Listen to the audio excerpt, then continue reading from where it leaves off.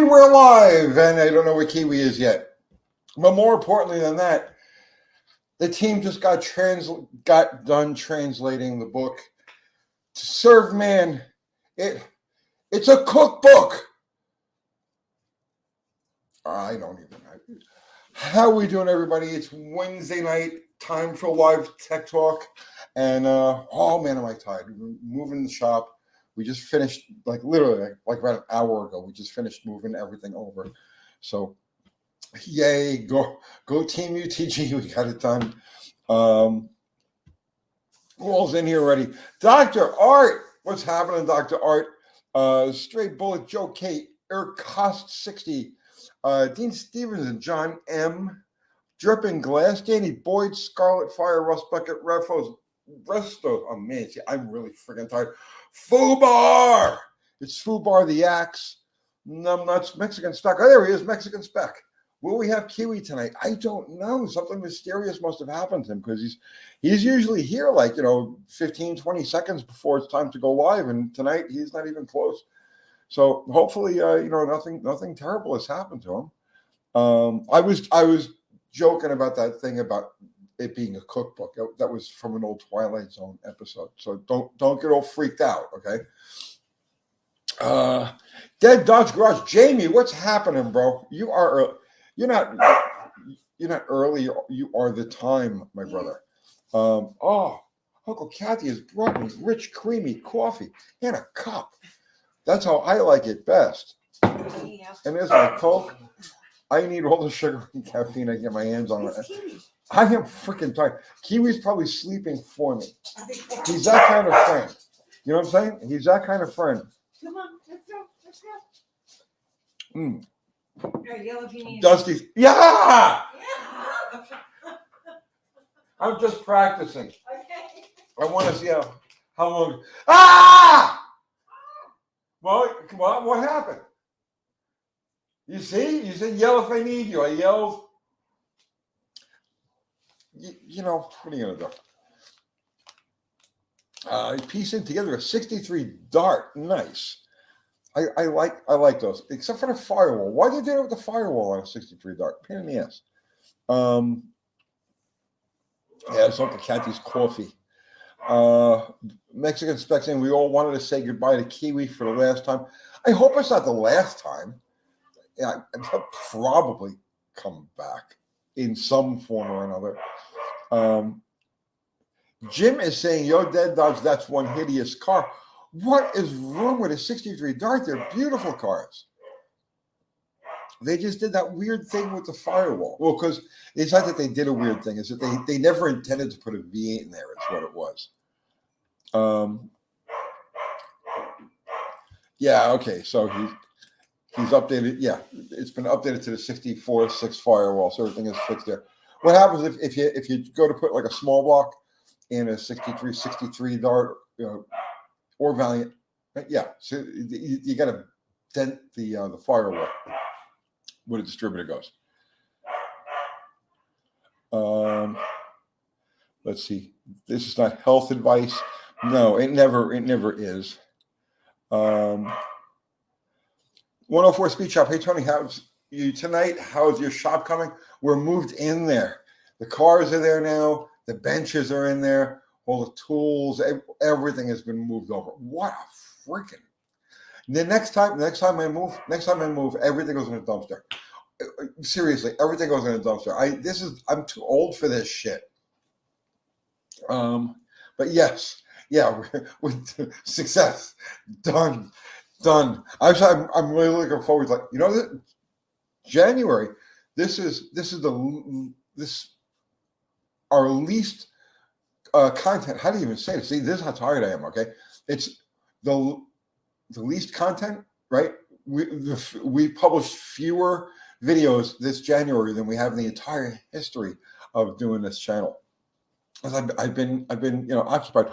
Oh my God, it's Kiwi. Let's let him in. There he is. Hey, lurking in the dark. Let me turn the light on here. We got to get you. No. You wouldn't let me in. Dude, I closed. I'll shut the lights here too, man. It's all good. What? Wait, your volume. My volume? Yes. Or do I have control over that? Let's see. No, all I can do is mute you or unmute you. Okay. Let's see settings.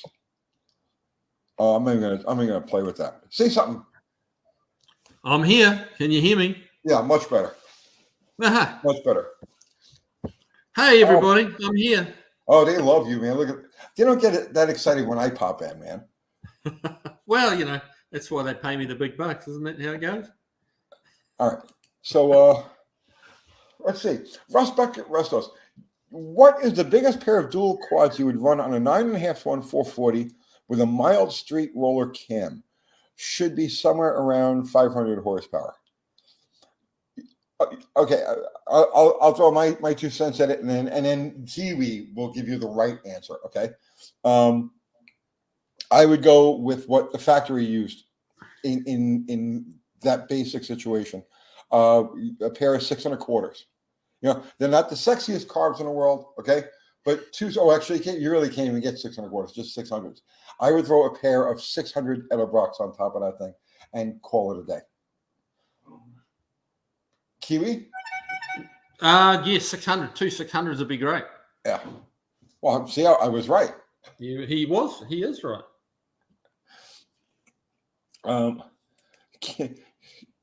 Carl friend saying Kiwi speaks so he can understand you. You got to be able to understand the accent. I've been studying Kiwi in my spare time, trying to so I can speak like him. Oh, I see. Yeah, I've learned phrases like yeah. Did that sound convincing? That was pretty good. Yeah, that was pretty good. Thank you.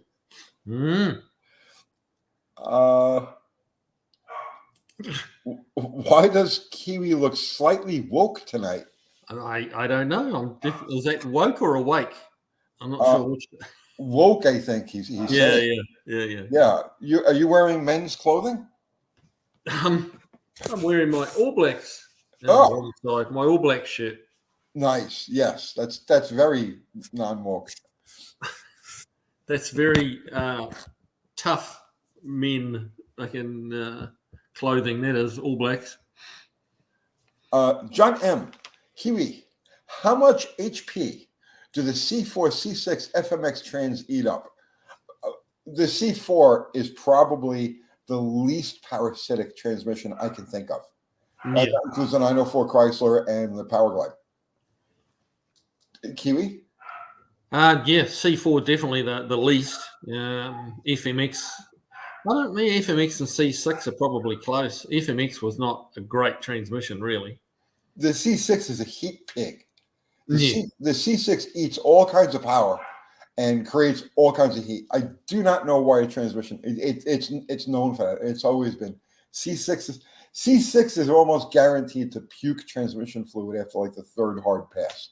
That's just their nature. Huh. That was always the thing. The C6 always went behind the big blocks, and the C4s always went behind the small blocks, didn't it? Yeah. I know they've messed around putting C4s behind big blocks, just to get rid of that parasitic loss, or to go around that parasitic loss. Well, that's what Andy has in Casper.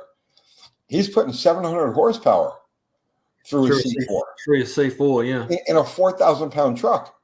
Yeah. That's a lot of work.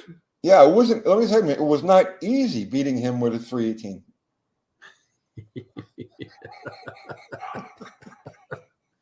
Ooh, just get that little. But it wasn't easy. It wasn't. No. I mean, he was running you down. Unfortunately, he ran out of room, or fortunately, he ran out of room, depending how you look at it. Yeah, I seem to remember the track starting at the starting line and finishing at the finish line.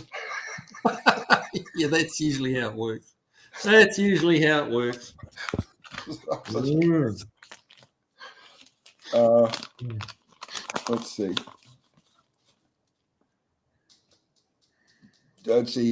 John Carey used to be a drag racer named John Carey out of Delaware. Ran a car called Carey's Diesel. A really nice guy. Really super incredibly intense setup he had. His trailer and everything. Best place to buy old rebuild kits and parts for thermoquads. Oh, I don't know. Would you want to rebuild a thermoquad? Yeah, I mean, yeah, they're not bad carburetors. Okay, like there wouldn't be for anybody but only a true Mopar head would bother with a thermoquad, right? But Right. there's so much satisfaction when you take off your air cleaner and there's a thermoquad sitting on top. It looks like a crab. It looks like somebody just dropped a crab on top of your small block, right? Oh, the plastic body ones, weren't they? Didn't they have a plastic body? The bowls, float bowls. Okay.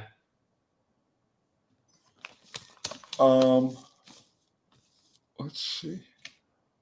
104 is speech up. Tony, you didn't have the best pass either with Battle Rocket. Oh wait, it was a good pass if it didn't like spin like all the way through first and into second gear. Yeah, it would have been a pretty good pass. Yeah. Urkel. Hey, Urkel, how you doing, man? Kiwi's leaving sunny Tennessee for rainy California. Yeah, oh, yeah, you guys got like an atmospheric river or something coming through. Yeah, some weird weather bomb or something coming through, and it's like, man, I was thinking we're going to be warmer over there, but no. Urkost is coming down to help us too. He's coming down for the day on the Saturday and going to help us get this old girl going. Dude, he is clearly a better friend than I am. Clearly. But you know who's an even better friend? Who's that? Dr. Art. Dr. Art. Dr. Art. Weren't you supposed to be coming over today or something, or yesterday? Yeah, well, please, Kiwi, you have no idea, right? But finally, it's all done. It's all moved over. But no, he made a promo for you. Right. For your what exactly is a promo?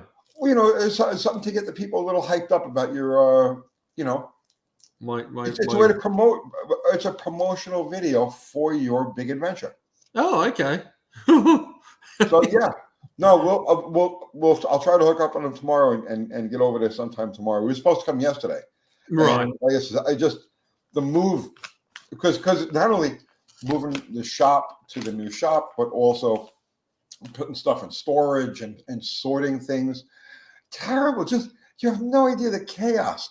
The next time I move, everything goes in a dumpster.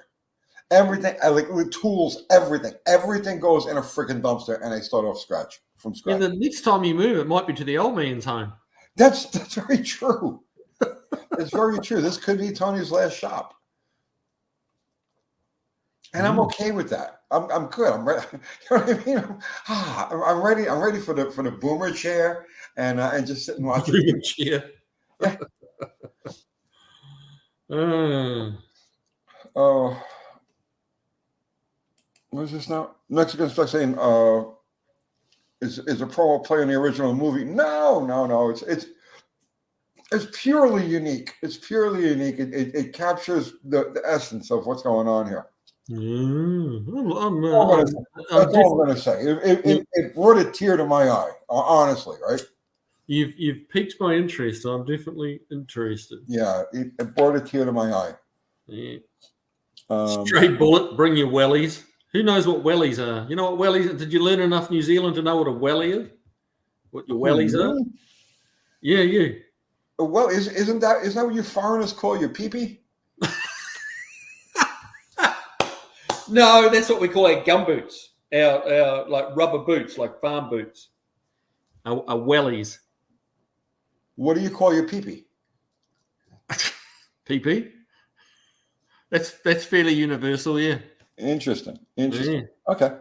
And 104 Speed Shop says, Kiwi, how's the flathead coming? I haven't got a flathead. Flathead? Yeah.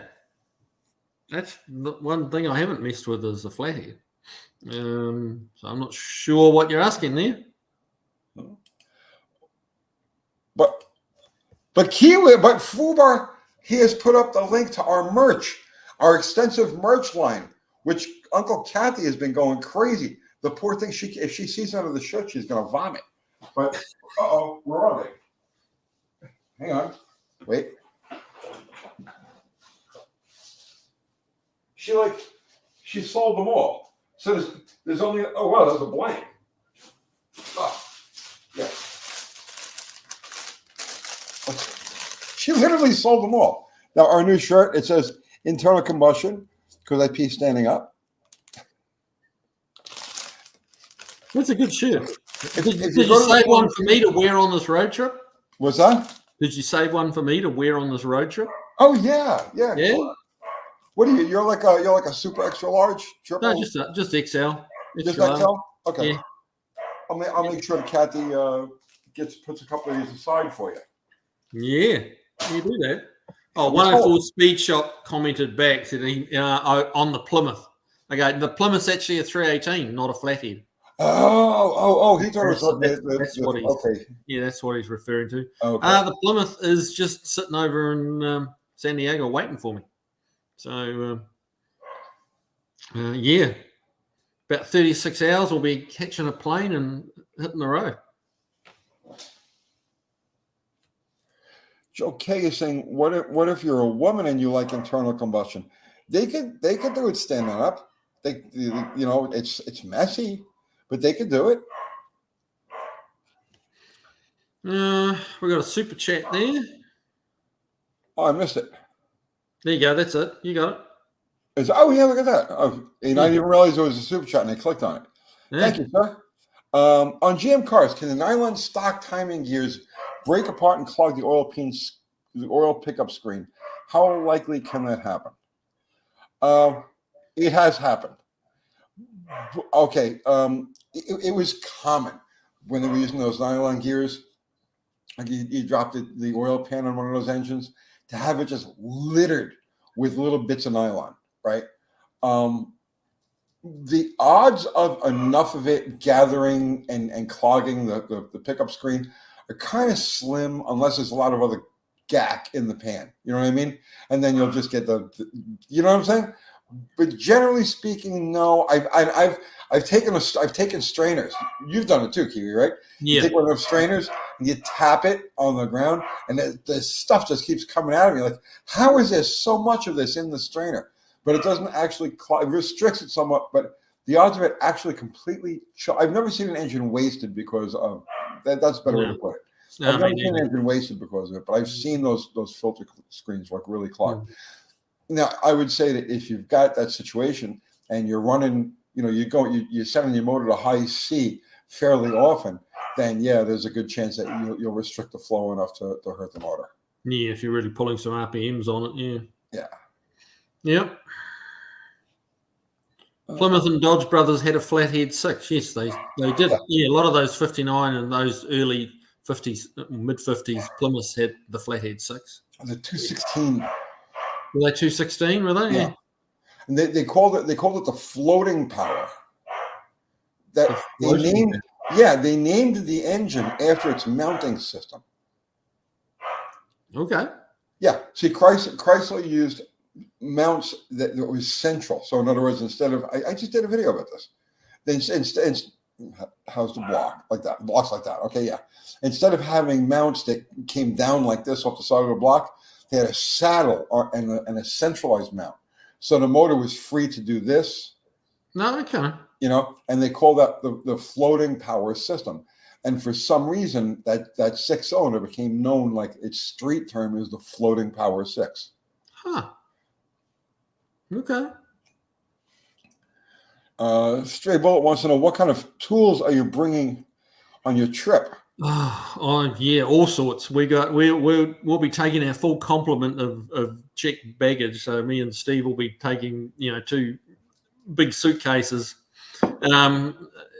Yeah, so we'll have everything from just basic hand tools, a few specialty. Probably. I'm not quite sure whether we'll be able to borrow any tools when we're over there. So we're taking some tools, like probably I'll take my timing light and a few other things like that that I'm going to need, and probably like a brake flaring tool for doing some lines and stuff like that. But we'll be taking as much as we can, which is quite a bit when you got 4 checked bags. Obviously we need some clothing and stuff to stay warm, but we'll be taking a fair bit. And don't forget the floss. The what? Don't forget the floss. The floss, really? Yeah. Dental hygiene is very important, and sometimes we forget about that when we're on an important road trip, rescuing a car and driving across country. Sometimes you can overlook stuff like that. Well, that would be a crime, wouldn't it? Yes. Well, that's why I'm here to remind you. I may not be willing to do anything beyond that. Right, other than just supervise the floss situation. Okay, well, Not supervise, just remind you. You know what I mean? Dental hygiene, very, very important. Especially, you're a YouTuber now, bro. well, that's right. That's right. Urkos. Okay, Urkos can bring a timing light. Okay, well, yeah, you do that, bud. You bring the timing light, and that's one less thing I got to weigh the plane down with. It'd be horrible to kind of just run short of the runway because we had a few extra 100 pounds of tools on the plane. Brandon J, do you prefer running solid or hydraulic flat tapping on a mostly street car? I got a Mopar 509 cam or a solid 557 I can go with. Well, those are two completely different cams. Like they have like way different characteristics. The 509 is like the real streetable cam. The 509 was always known as like, it's like that's the best cam. Back in the day, way before there's any sophistication to like camshaft, selections and stuff like that, computer design cams and all. But if you go back to the 70s, 80s, the 509 was the cam, and it's not a crazy cam, but it was one you can use, and you don't have to worry about vacuum issues, and it doesn't piss a little lower end torque away, and they're really good cams. The 557 is a completely different nature. That's more of a race cam. I do not remember the specs beyond those numbers, just those lift numbers for either of those cams. I mean, for the life of me, because as I'm sitting here talking about it, I'm trying to remember what the hell were the rest of the numbers on that cam, and I don't remember. But I do know that the 557 is definitely it's a much hotter cam. So it's not a matter of solid or hydraulic. It's a matter of go with the one that better suits your particular application. Hey, Urkos is quizzing me. Kiwi, tell us about your aggressive schedule plans for the car this weekend. What's in Pomona? Well, obviously full of optimism. The plan is we get there Friday. We'll probably be to the car about midday on Friday. We'll spend Friday afternoon trying to get the engine running. Saturday getting it drivable, and then on Sunday the plan is all things going to plan, which they seldom do, but the plan A of many is to go up and go to the Grand National Roadster show in Pomona. So yeah, if that all goes to plan, if any of you Los Angeles guys want to hook up or come say hi or whatever, the theory is we'll be there on it. So are you going specifically to tell Chip Foose what's up? Well, yeah. Well, he was hoping to see that, man. He reached out and wanted, he wanted a bit of advice, so I said I'll chat with him on Sunday. Yes. I'm sure he'll be there. Okay, Louis Calderon. Would you recommend long tube headers on a stock 72 Olds 350? Only upgrade is an aluminum Edelbrock intake with a 2-inch 4-hole carb spacer. Not sure if it's worth the hassle or not. Yes. Yeah, I believe it is definitely worth the hassle. Those Oldsmobiles had very restrictive log manifolds.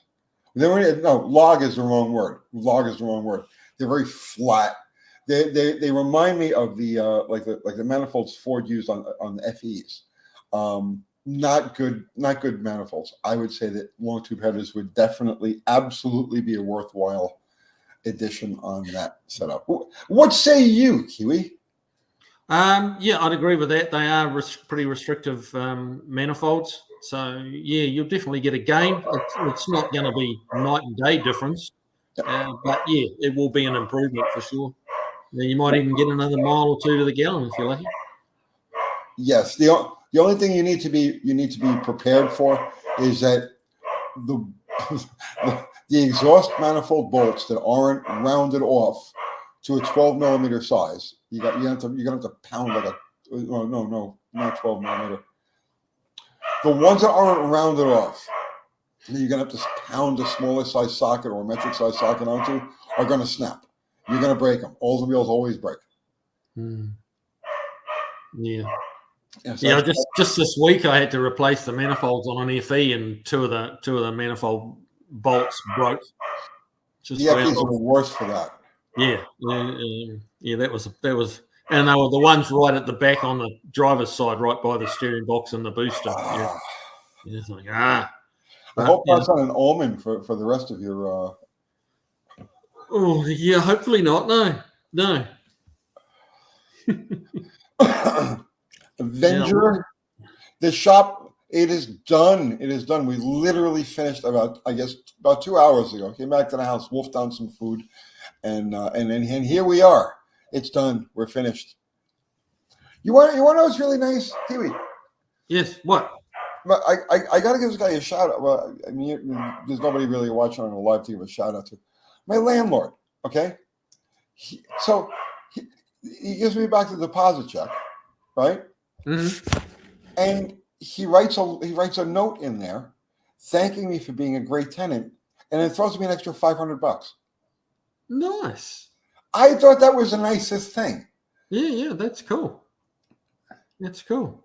I wish my landlord was like that. Oh no, this guy was really, really good. Really, really good.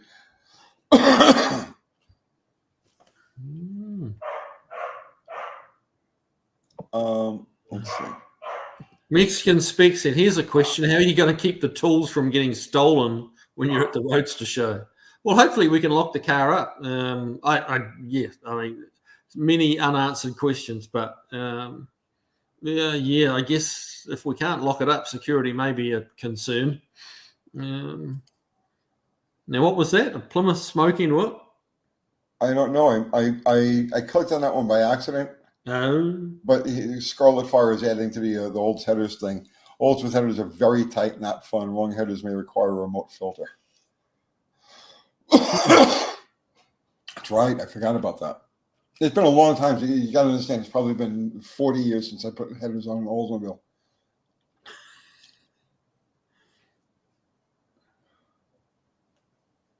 Let's just have quiet now. What do you think, man? Let's just. I'll just trying to catch up with some of the comments. Kevin Torrance wants to know when you're going to New Zealand, Tony. I'm not. Yeah. I will be coming back at Christmas time this year, though. I'm going back to New Zealand for over Christmas this year. So. They refuse to have Christmas without him. Mexican Spec, Kiwi, if the rings are not really good and it's smoke, she will attract a lot of attention. Yeah, again, this going to Pomona is a plan A. And yeah, if it's real smoky, well, I don't know, we just have to adjust. Pomona is a nice thing to do, but whether I want to be driving in that part of the country with a heavily smoking car is probably doubtful, but we shall see, you just don't know. 672E Galaxy saying, wow, very nice. T, you hit the dream jackpot. I have all along. When we first started doing the channel here, we were working on a storage unit. So that's my friend Ty. And we weren't friends when I moved in there. We've been friends ever since. And, now Drew, I get along. I'm really easy to get along with. I don't bother with nonsense and little things and stuff like that. I make sure that they get paid. Boom. You know what I mean? I've yet to ever be even a day late with a rent check or anything like that. So, it just worked out. He was nice. He was grateful because we let his kids get in there to start cleaning the place up before the new tenants moved in. So it saved them like a month of not having the place rented. So he showed his appreciation with an extra $500, which just fantastic people. Fantastic people.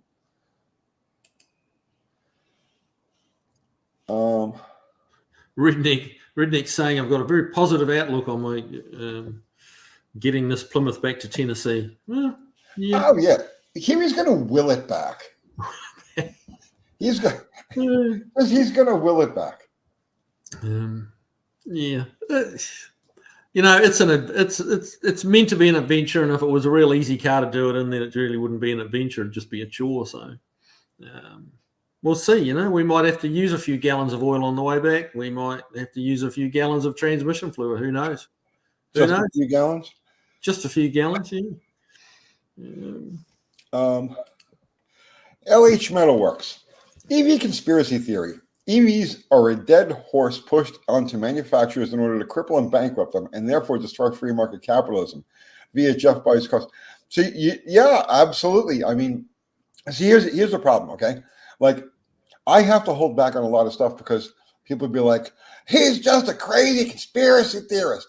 So I just pedal along really easy, and I just wait until everybody else catches up, you know? And that's what's happening now, right? Yeah, I saw that video that Jeff did. And he's dead on. He's absolutely right. There's more to it than just that. But yeah, that it's not a conspiracy theory. That is what is actually happening. Really? You think they're trying to just bankrupt the manufacturers?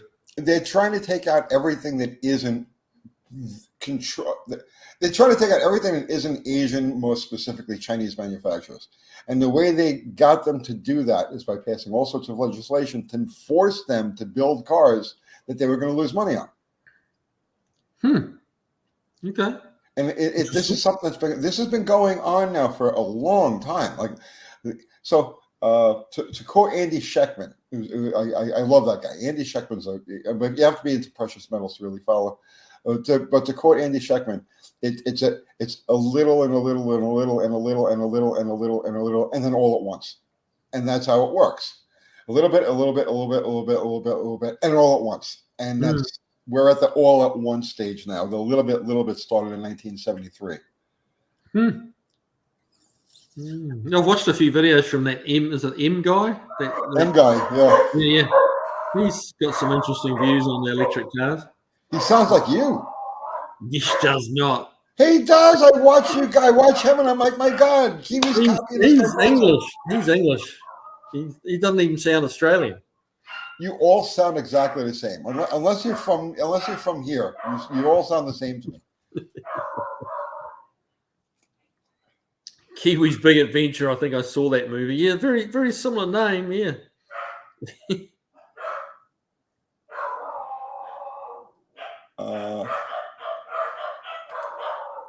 Who's saying it now? John M is saying now they build out the auto industry. I doubt they're looking to bury the automakers. You understand? This is a long-term game. And there are three sides involved. And you got to understand that too. It's not good guys and bad guys. It's good guys, bad guys, and middle guys. So the middle guys are the economic interests. I don't even want to get into this. I'm not going to get into this now. That's why we're doing a podcast. That's why we're setting up to do a podcast off of this platform so that we can talk about stuff like that. But yeah, there's the good guys, generally us, right? There's the bad guys, right? The global death cult, okay? And then there's the parasites in the middle, and the parasites in the middle are the ones with the bailouts. They're the ones that lobby for the bailouts. They're the ones that approve the bailouts. They're the ones that stuff money in their pockets from the bailouts. But there are three sides to this thing. It's not good and bad. It's good, bad, and middle. And the middle is. I'm doing a podcast. We'll talk about it later. There you go. What are we doing here?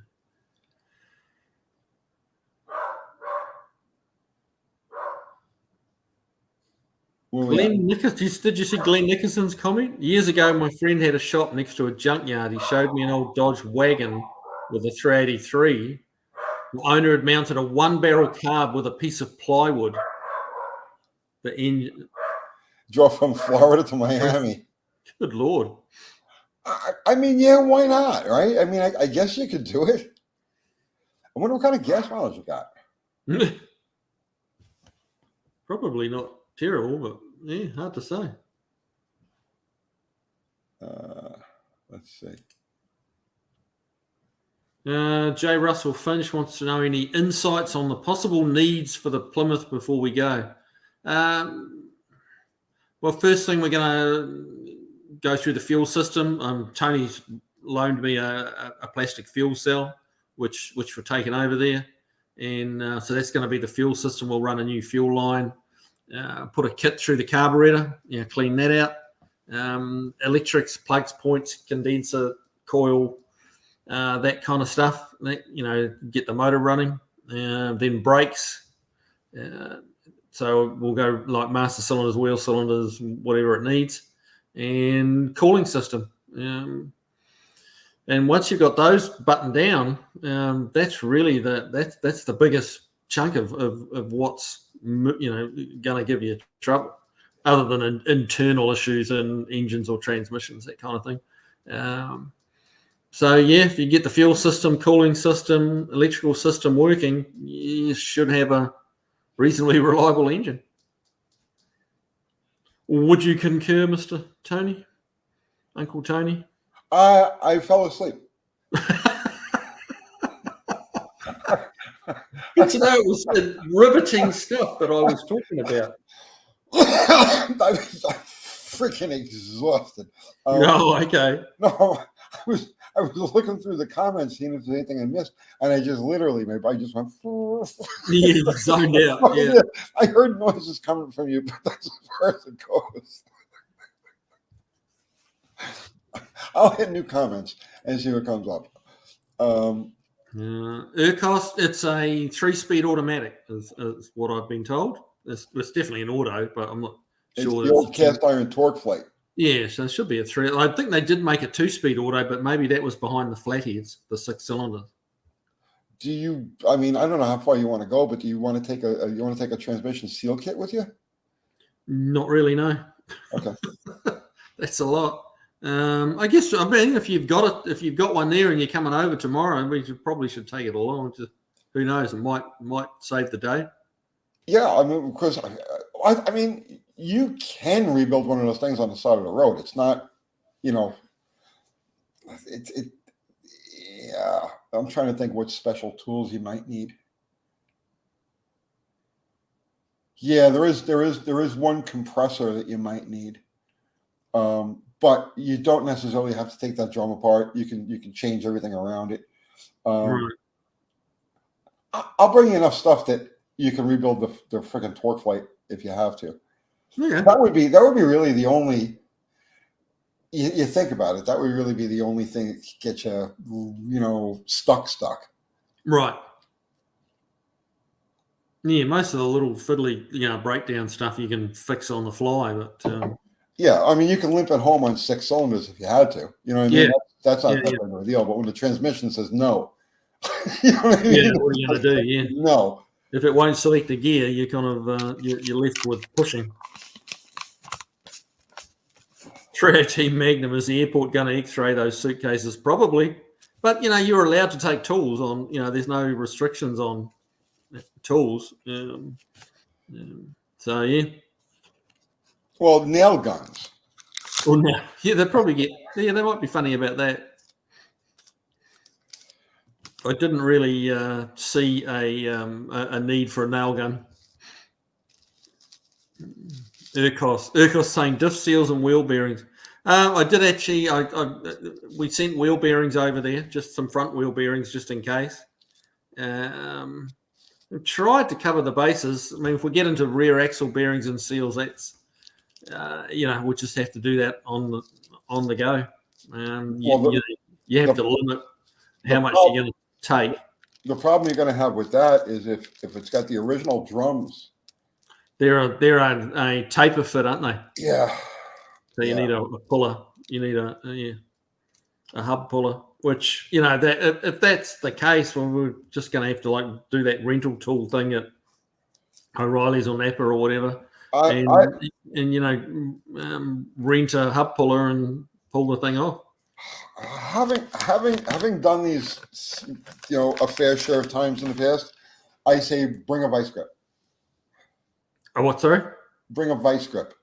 Oh yeah. Definitely taking some vice grips. Yeah. Yeah, just clamp the back brake line closed and motor on. Yeah. Yeah. Duct tape, Robert Beckler, duct tape. Yeah, we should. Well, we're going to do a quick stop at Harbour Freight. There's a Harbour Freight fairly close to where the car is, so we're going to go there and pick up some supplies. Cody, duct tape will be one of them. Yeah. Cody James, do you recommend a fuse or fusible link on the alternator charge battery wire? Yes, and always yes. That's the only fuse. So when I wire a car for myself, right, I have this thing. I would rather have the car burned to the ground than have to go chasing through weird shorts, right? And dealing with repeatedly blowing fuses. This is me, not how I would do it for somebody else, not how I would recommend anybody else do it. It's just me, my own psychosis, okay? But the one thing I always put in anything I put together is a fuse between the charging post on the alternator and the rest of the system. Because the alternators, the diodes go bad inside of those things. It will dead short that system and it will burn the car. So yeah, absolutely. Some sort of fuse or fusible link between the, so Chrysler used a fusible link. General Motors used a fusible, actually they all did. All the manufacturers use a fusible link in that charge wire between the alternator and where it picks up to the rest of the car. So yeah, absolutely. How do you feel about that, Kiwi? Oh, I agree. I tend to these days use the American Auto Wire they're not the only ones that make them, but you can buy these mega fuses that are like 160, 200 amps fuses that I run one to the main harness and then one between the alternator and the battery. And it just gives, if you've got a major short, it'll pop the fuse. Private Snafu. Oh, okay. I remember that was a cartoon from like World War II. Hey, did you ever get your hands on a Motion performance car back in your writing days? No, Motion was done by the time I came along in '84. I think it was like '84 or '85. Motion was already done. They were they were still around, but they weren't doing anything like building their cars. That was the generation just previous to mine.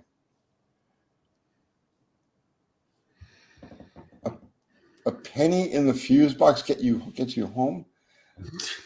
Depends on the size of the fuse. Of the fuse box, yeah.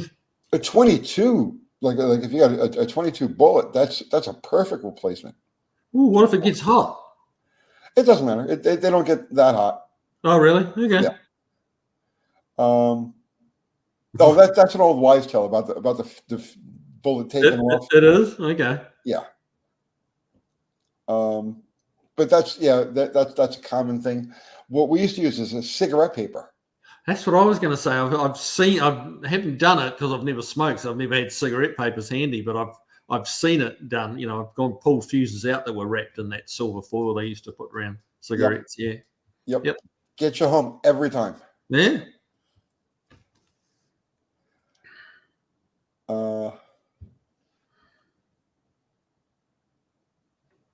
Rick Campbell says I smoke a lot.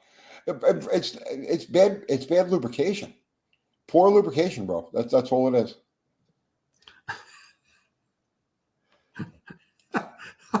That took me a moment to get that one. I was thinking, what's he talking about? Oh.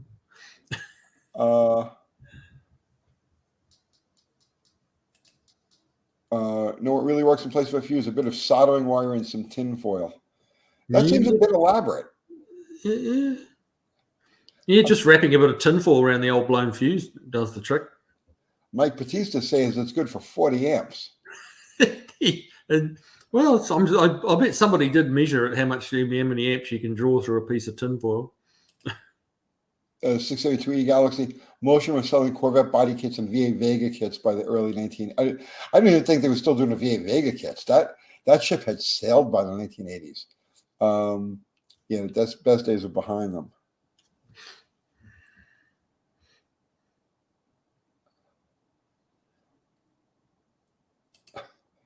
Jake Hiley, how you doing, man?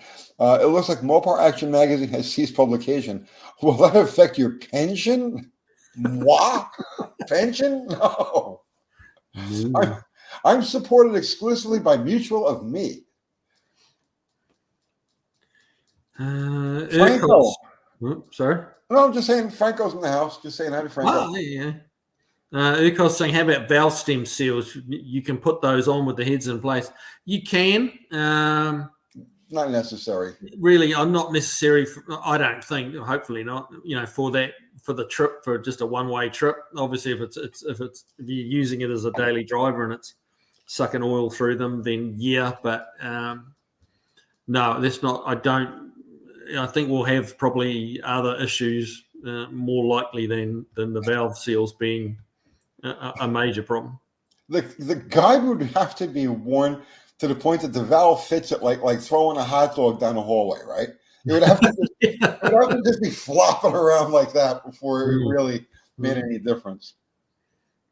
But I had back in the day, I had a 63 Dodge that had that poly 318 in it. And the oil drain back holes were blocked up in it for whatever reason. I guess it never had enough oil changes or whatever. They were completely blocked. And man, did that smoke down the guides. Yeah, I'm sure. Yeah, well, you think about it, there's always some suction around the intake valve. Yeah. Right? So it's like if there's oil, like an actual puddle of oil sitting above it, it's going to pull it right through. Yeah. But it was funny because the car only smoked out one bank out the passenger side, or the driver's side as it was in New Zealand. And I took the valve cover off one day and dropped about a quart of oil on the ground when I took the valve cover off. I'm familiar. It was just full. Fords were like that, man. I remember pulling a lot of Ford motors apart like that. When you pop the valve cover off, the oil just splashes out. Jay White said, "Why did I leave New Zealand?" Also on New Zealand's Most Wanted. To be here with us. No, it was not. No, nothing like that. It's strictly voluntary. I just wanted to come to the States and soak up the American car culture. That was really what brought me here, was just old American cars. You could come up with a little bit better story than that, right? Like the New Zealand secret police were on to you. You know what I'm saying? I'm really not that exciting. Honestly. You had to sneak out on a fishing boat, right? Dressed as like a geisha girl or something. I'm just not that interesting, but honestly. Leave it to me. I will help make you more interesting. There you go. Yeah, well, certainly you get 10 out of 10 for your imagination, Tony. I will give you that. See, in the old days, we used to call it psychosis. Oh, dear. Kiwis, capers, and international incidents. Yes. Do I have a great mate? I'm a citizen. I'm an American citizen now. I've got my green card. I got my passport. I got the whole 9 yards, man. You can't get rid of me now. When he passes a flag, he jumps to attention and does the whole. Oh dear. Rick Campbell, running an engine with a broken piston skirt, okay or not? Rick, I drove my Jeep, the red Jeep that I have. I bought that thing with like the most severe knock you've ever heard, right? It was a broken piston skirt. I drove it 85,000 miles, going duck, duck, duck, duck, duck, duck. Kiwi will tell you. He would know when I was pulling up to the shop. I'd be a block away. Okay, he'd have the door closed and the music on, and he said, "Oh, Tony's coming." Tick, tick, tick, tick, tick, tick, tick, tick. It was loud. It was almost embarrassing. Can you park that thing around the back?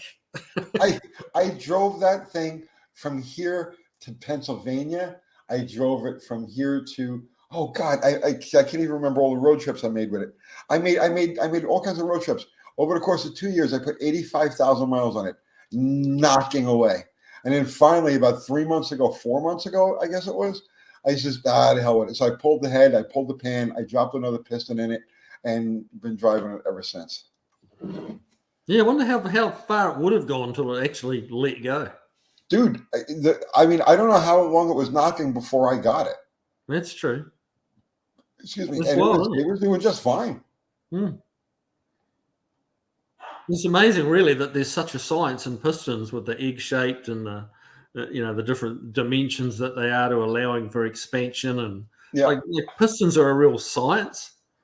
And yet here's one that's like there was only 2/3 of it there, like a big chunk of it was missing, and it did 85,000 miles. Huge. A lot of engines that are in good shape and no knocks, like just wear out in 85,000 miles.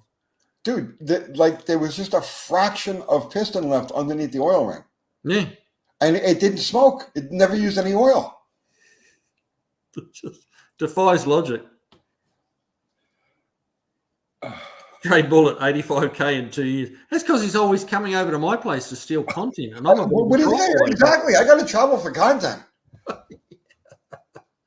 So today, okay, just today, I clocked myself just the running around I did today. It was 140 miles. Right. So, you know, and that was just on the one vehicle that I drove today. Because I also drove my wrecker and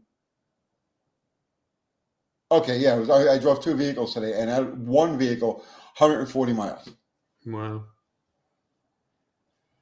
Jay Russell's asking, did we see that piston, Tony? Did you do a video on the? Did you show the piston? Yep. Yes, I did a whole video on it. I don't remember what it's called, but it would be sometime like the late summer, early fall, I think it was. And yeah, I showed the piston and all. That was definitely video worthy, that piston. I do remember seeing that like in person. So yeah, that was bad. Blue Bro, I have a 340 with stock rockers on X heads with stock valves. I have noticed that the rocker sweeps over the valve tip using 80% of the valve, not just the center third. Is this concerning? No, it's not.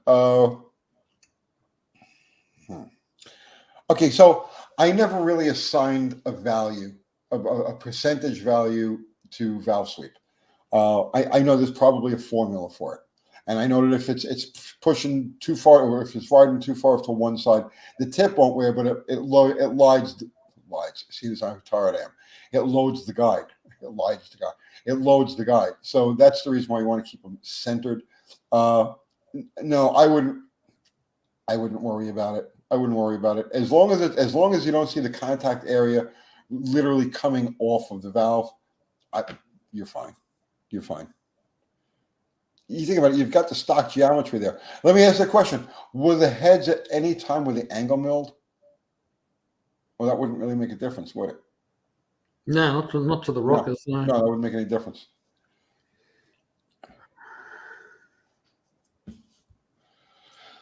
And by the way, the ultimate answer to that is lash caps. Like when the valve is different engines, different geometry, you call for a different sweep area. But when you've gotten to the point that your valve lift is to where the rocker is sweeping really close to the edge, that's what lash caps are for. The lash cap it extends the diameter of the stem so that the rocker has that much more area to work off of.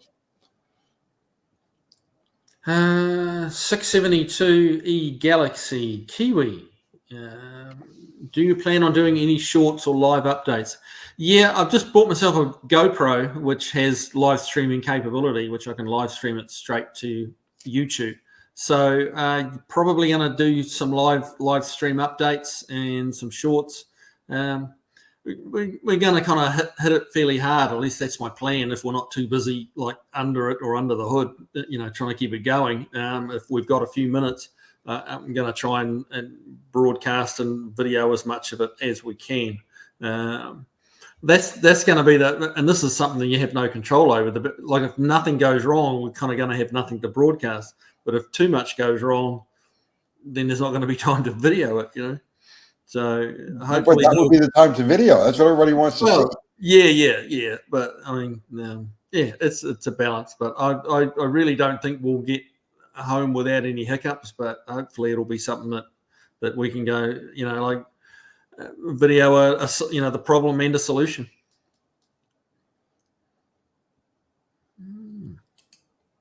Los Cadaver, AMCs aren't what they used to be. Sadly, was a nice entry-level course to get into the classic car game. Not so much anymore. There has never been a time in the history of the classic car world that an AMC was ever a cheap thing to get into. AMCs, you could buy them cheap. You could always buy them cheap. But literally anything you need, you have to pray to the gods. And you know what I'm saying? It's insanity.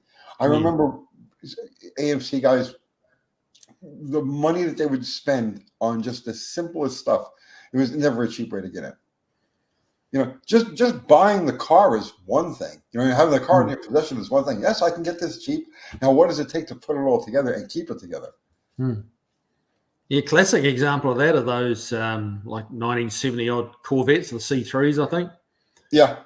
Quite cheap to buy, but expensive to work on, like hard to work on. So if you've got to pay someone else, you're going to pay a bunch of hours.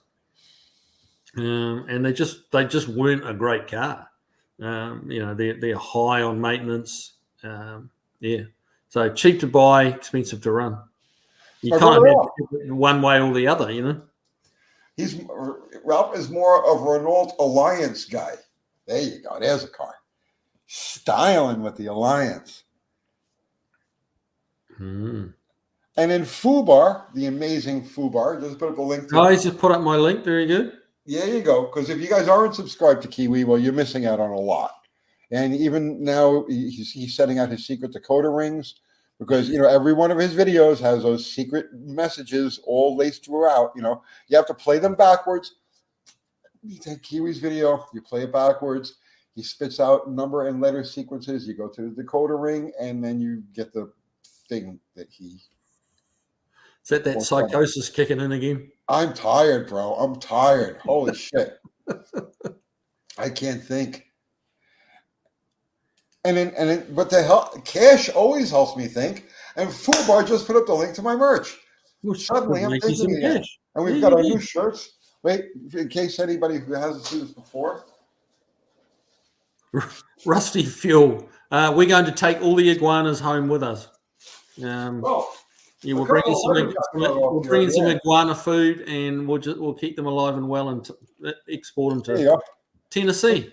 Internal combustion because I pee standing. Yes, standing up. So those are at our store now. Don't be afraid if you see some of them back ordered because we sold out of these things. It was like crazy, right? We've got more on the way. So if it's back ordered, it just means that we don't have them in our hands yet. And they'll be here within the next 2 or 3 days. So go ahead. Order up your shirts. Show the world how you pee. Lost Cadaver. What was the worst car you ever owned, worked on? The headache maker. Me? Worst car I ever owned. I mean, I got to be honest with you. Like, as soon as a car gives me aggravation, I get rid of it. You know what I mean? It's like I don't play that game. You know what I mean? I don't play that game. Tony don't play that game. You know, you give me too much aggravation and you're gone. Like, you know, gone. So I'm the car that I remember gave me the most trouble that I held on to for any amount of time, and by that I mean like a few weeks, was a Plymouth Caravelle. If you remember those, right? You know, what? Plymouth Caravelle. Caravan. Yeah, a Caravelle. I bought it off of one of my customers. This is way back. This is like around, I don't know, like the middle to late 90s. And I bought it off of one of my customers because they had to get rid of it for whatever reason. And I had just done like brakes on it. I had just done like, you know, the basic maintenance and everything. And that car was a nightmare. Every time you turn around, it was something else. It was always something stupid, electrical, and then the body control module took a dump. And that was like, who even heard of a body control module? This is like the 1980s, you know. So yeah, that was a bad car. That was a really bad car. No, Caravelles were not diplomats. They were part of the K car invasion. Yeah, for me, it was a Triumph 2000. I had a Triumph 2000 decades ago, and that was just non-stop trouble till the day it drove off in someone else's ownership. Broke a flex plate, and you know, like everything on those English cars was held together with nuts and bolts. I swear the English had no concept of tapping a hole. Like they would just drill through until they could put a nut and bolt in. Just did not know how to drive a tap, and it was just so frustrating. It just made everything so hard to work on. Mitchell Smith. Tony, could you talk about the decision to add some newer XJs to your 60 to 80 fleet? Did they integrate well? I'm referring to your strategy laid out in the old car guy survival guide video. Excuse me. Better. All right. Yes, they integrated well. Okay, so what happened was I bought this thing on a whim, right? I bought my first. I'm getting really dry, guys. You keep talking, Tony. I'll be back in a second. I have a Coke. I bought it on a whim. It was really cheap off the Facebook Marketplace, and it was knocking, right? I figured Kathy wanted a wagon for some reason, right? And I was like, no, I'm not going to. Wagons are just going for crazy money these days, and I don't want to deal with it. I don't want anything I have to take care of, okay? I just want something I can put on the street and forget about it. So we decided to go for an XJ.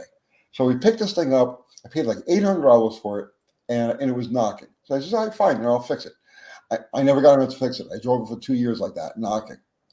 But in the meantime, I fell in love with it. I love everything about it. I love the size. I love the way it's laid out. Well, the ergonomics. I love the handling. I love every single. There isn't a single aspect of the XJ that I am not absolutely in love with. Now, how do they fit into the old car survival guide thing? They have very simple or primitive electronics, and in my mind, okay, it's like I have no problem working with the electronic. The computer systems that are in those cars, I worked on them every day for years.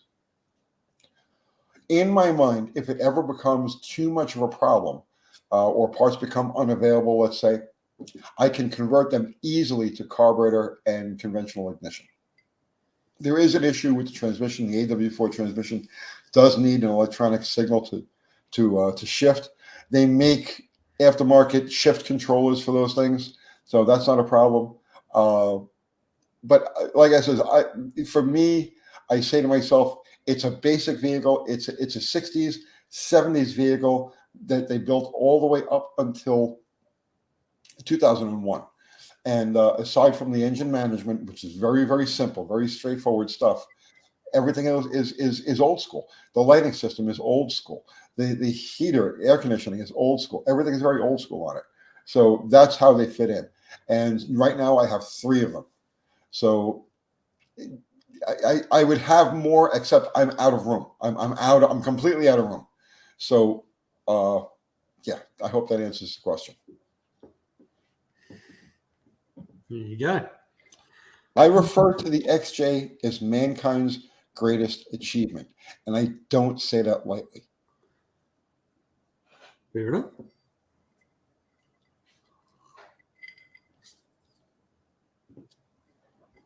Tony, were there any differences in the car scene from the East Coast to the West Coast in the era you grew up in?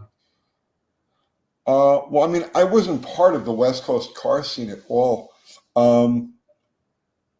Louis, that's an interesting question on two. I mean, okay, so I'm going to soapbox this for 1 second. Okay, that's an interesting question from 2 perspectives. Okay, they say that everything starts on the West Coast and works its way to the East Coast, and drag racing was my universe for the longest time. Okay, and the drag racing on the West Coast was truly an art form. Right, and like it wasn't just a sport; it was a cultural phenomenon, and it was an art form. It was mechanical art. And if you look at the cars, the drag cars built, let's say, between 1965 and 1971, 1972, you see it. Right? I mean, they're beautiful. They're as much art as they are car. Okay, and not just because of the chrome that they throw in and stuff like that. It's like the Kent Fuller ratio. Where the zoomies, so you've got the setback on the front hoop of the roll cage, the headers have to be on the same angle as you see what I'm saying? It's like they had all these little formulas worked out so that the cars were aesthetically beautiful. And that's why you look at them today. You look at a 1970 Top Fuel Dragster and you say, my God, that looks brand new. It looks perfect. It looks, yes. But on the East Coast, it wasn't like that at all. On the East Coast, it was very, very like, not grunge. It was, grunge is the wrong word. It was very gritty on the East Coast. So the West Coast, very colorful. East Coast, very gritty. Okay. Now, so I would say in that aspect, the West Coast won for sure. Okay. Then you go to the street thing, okay? And so you talk about street, okay? You want gritty, okay? Because gritty, right?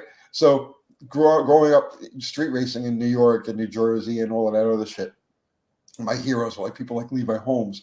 So in that case, yeah, we had it down on the East Coast, and the West Coast guys were like, going for the poofy show stuff, like the Rick Dobberton, the pro show, that sort of like retarded shit.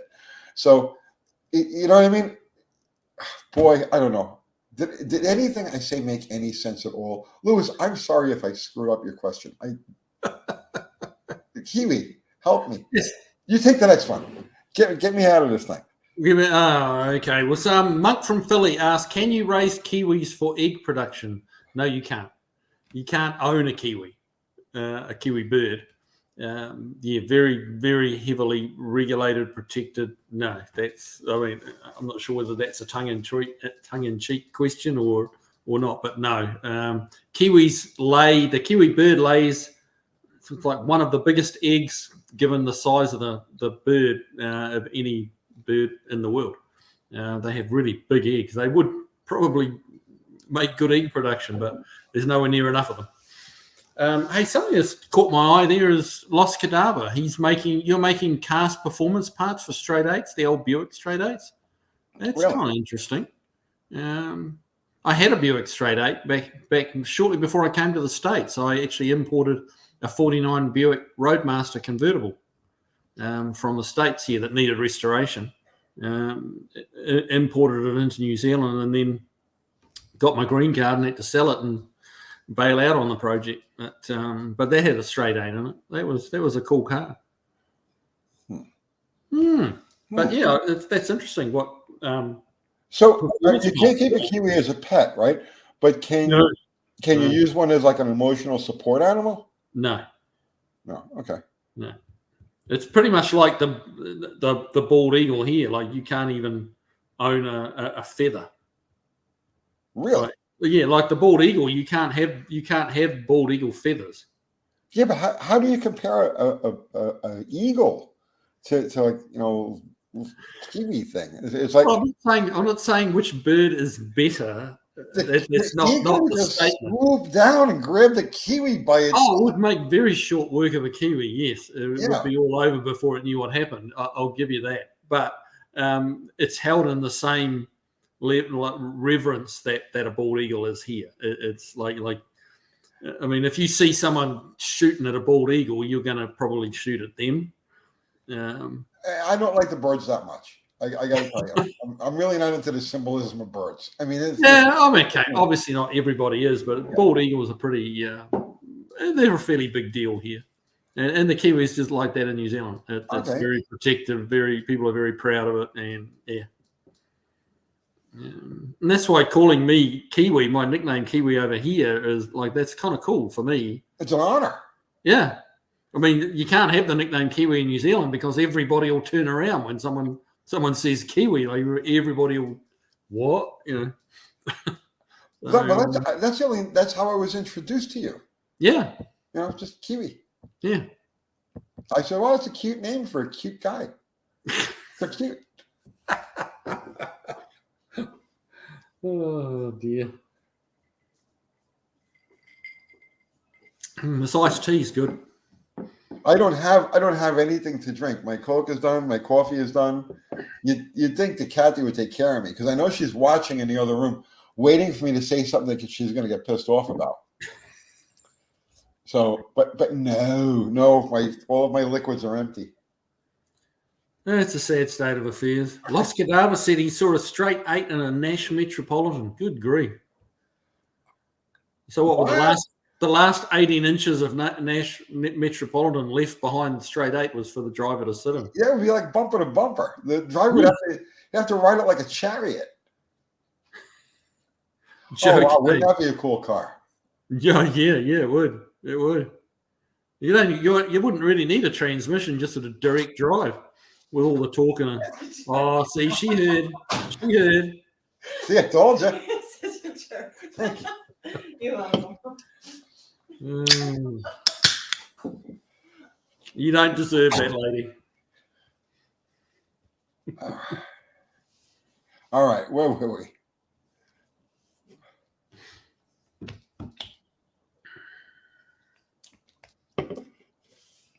I guess we're just gonna have quiet now. Let's just. Have quiet. Monk from Philly's going to get some Aboriginal dude to export him some Kiwis. Oh, there you go. Good luck with that.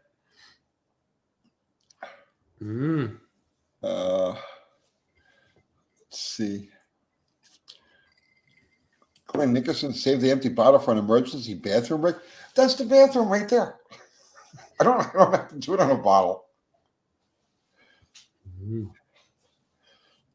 Oh, Kiwi! Speaking of bathrooms and stuff like that. Okay. What? When you get back, yes, our new studio will be up and running. Okay. And we're gonna do live now, like humans.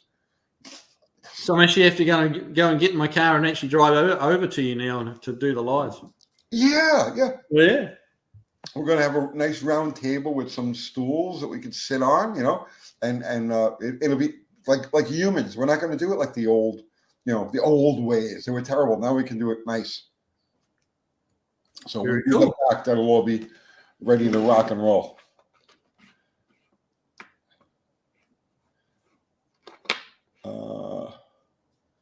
Let's see.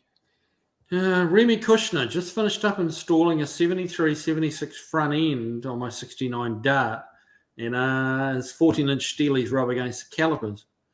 It's best to grind the calipers or to use a wheel spacer. Yeah, that kind of depends how much space you need. Yeah, how tight it is. Yeah, you could grind the calipers. Yeah, you can grind the caliper. But wait a minute, Remy Kushner. Wait a second. Let's go back a couple of steps here. Okay. All right. You don't have 14-inch steelies that are going to rub on your 73 to 76 front end, unless your 14-inch steelies are not Chrysler steelies, because your original 69 Dart had a 4-inch bolt pattern. Okay, 5-on-4, and the 73 to 76 has 5 by 4.5. Okay, so your original 69 Dart wheels will absolutely not fit the 73 through 76 bolt pattern. So that's the first thing. The second thing is that if you have 14-inch steelies and they don't fit the caliper on a 73 to 76, it's because you're using a Ford rim. The Ford rim doesn't have the same contour on the inside that the so yeah. So you've got strangeness going on there. But yeah, I've taken a bit of material off a caliper before to make it clear a wheel that was a bit small. Oh, Remy Kushner. Careful not to take too much off. Okay. That answers that question. He used 5x4 rotors, 5-on-4 rotors from Dr. Diff. Okay. So then if you are grinding, it's going to be for a very small amount. So I would say just go ahead and just take it off the caliper. Those calipers are built. You know what I mean?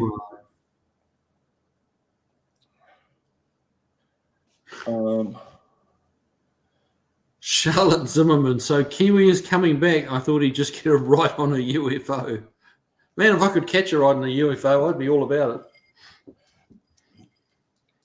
Which kind do you like? Your metallic saucers or your black triangles?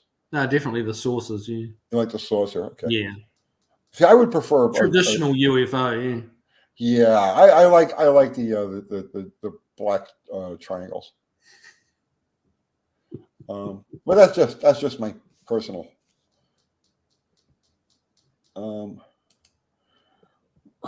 Richard Holdner does with LS parts too. I don't know what he's talking about.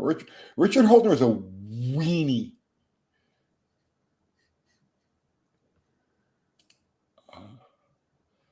Hey, UT Kiwi, can you guys look towards each other as if you could see each other, a la the Brady Bunch intro?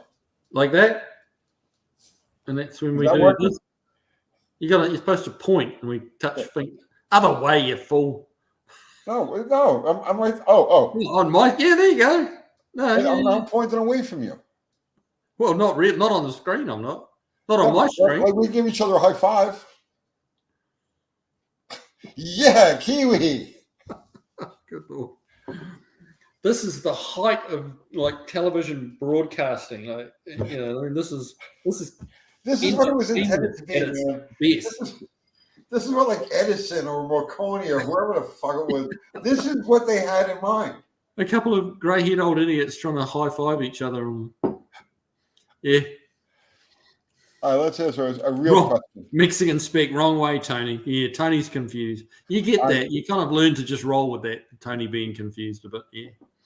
Oh, I don't know what you're seeing. Maybe it's flipped because what I'm seeing is he's on my. He's here. Look, I'm pinching his head. See? Yeah. Well, See, that's you're here. You're this way. You're on my right. Yeah. That's how I see you. You're on my. But when you're pointing, but you're pointing to your right as well. You need to point to your left to touch in the middle of the screen. Yeah, that's it. No, you sure about that? Yeah, that's on my laptop right now. Our fingers are almost touching. Oh, see, that's backwards. Oh, really? On mine, I'm looking away from you. You're bass backwards? I'm bass backwards. So now I'm pinching your head. Oh, good Lord. This is much easier when we're actually in the same room.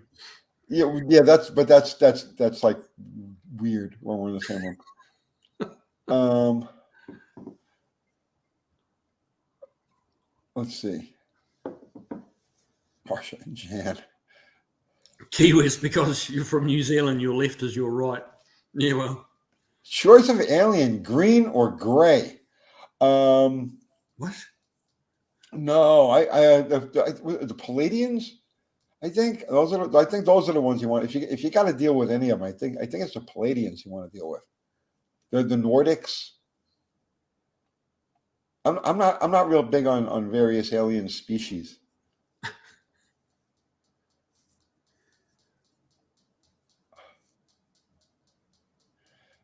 Oh. Will you guys be in person soon for future lives, provided Kiwi makes it back? That's a vote of confidence, Joe K. Gee. Okay, so Charlie straightened us out. Tony, high five to the left. Kiwi, high five to the right. Okay. This is important stuff. Let's just get past this. So he says 672 Galaxy is going to stay away from the reptilians. You try to.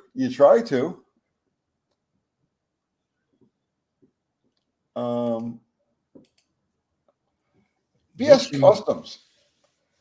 Okay, watching Sick Week. I haven't seen any of it yet. I've been busy moving shop. Was that? I haven't seen any of it either.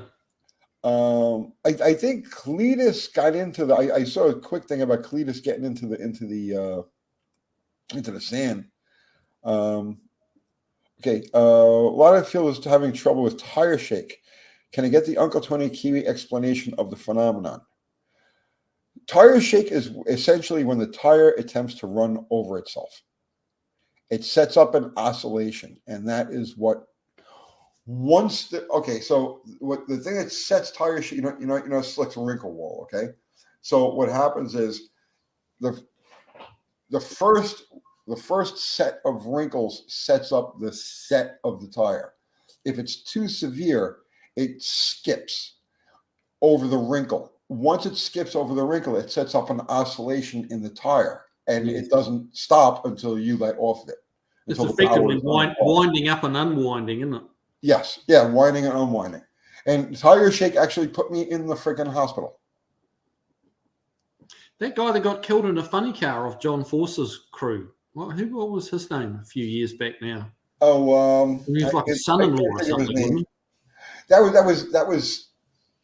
was tire shake, wasn't it? Yeah, tire shake knocked him out, and then he lost control. Obviously, right. Didn't so much lose control as just didn't have control because he wasn't awake. Yeah. Tire shake. If you've ever had death wobble, okay, any of you guys have ever had death wobble like in a Jeep, okay, tire shake is like death wobble times 1,000, except instead of going like this, it's going like this. It's just the craziest thing. It's the craziest thing. Yeah, some of the super slow-mos you see on the TV coverage of is it's violent. It's really violent.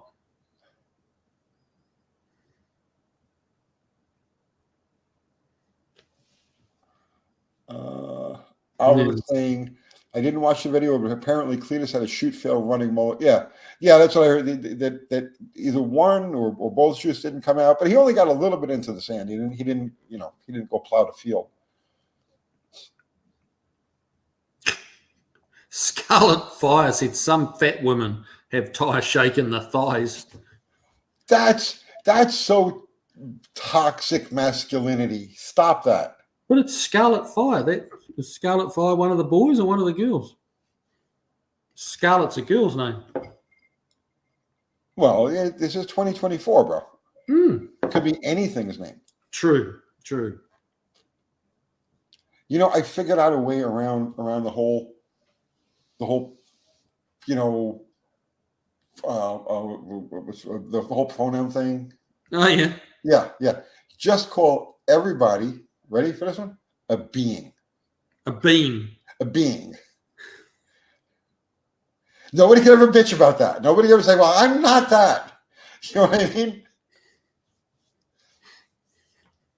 That's advanced thought, bro. That's advanced thought. That's thinking. This is what gets us to the future.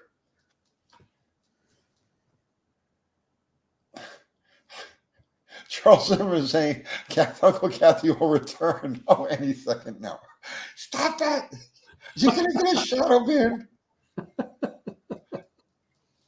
A being. Everybody is a being. Oh, I thought you said a bean, like B-E-A-N. B-E-I-N. Ah, so it's that funny New York accent of yours.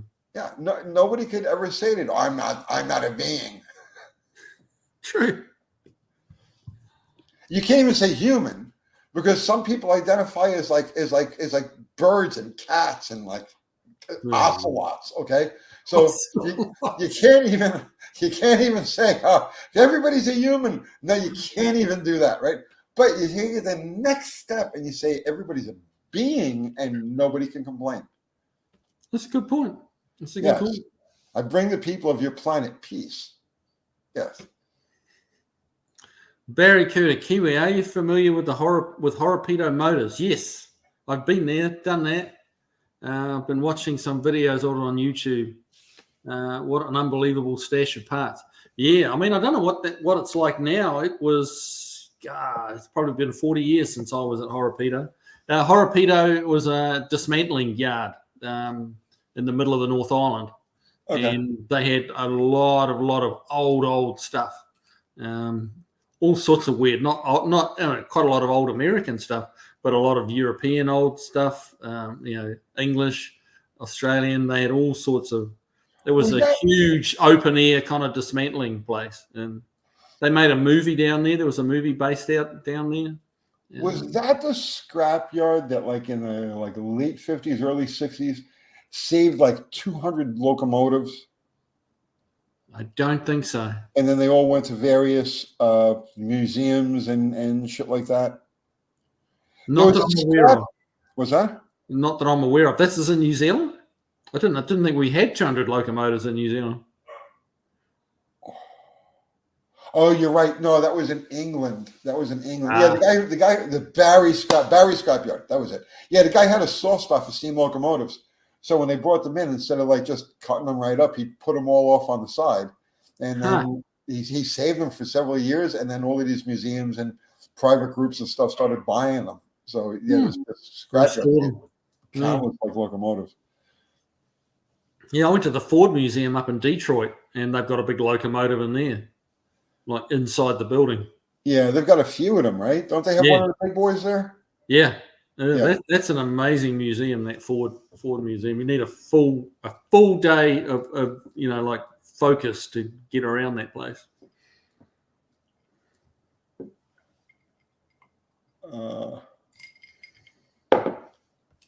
Let's see. Peter Loomis, Tony, do you remember the Clutch Light 727 Auto Trans with a clutch and bell housing added? Yes, I do. They were very popular for about 3 or 4 years, like from like 1968. or so until around 1971, 1972.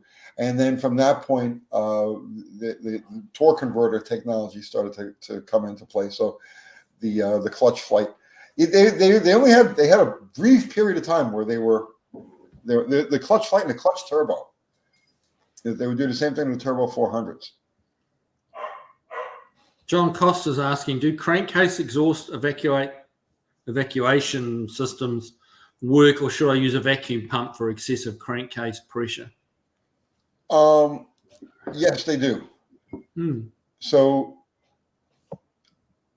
for those of you who aren't familiar, a crankcase exhaust, like, okay, an evac system uses with your headers, okay? So in the collector of the header, you'll have a tube, okay?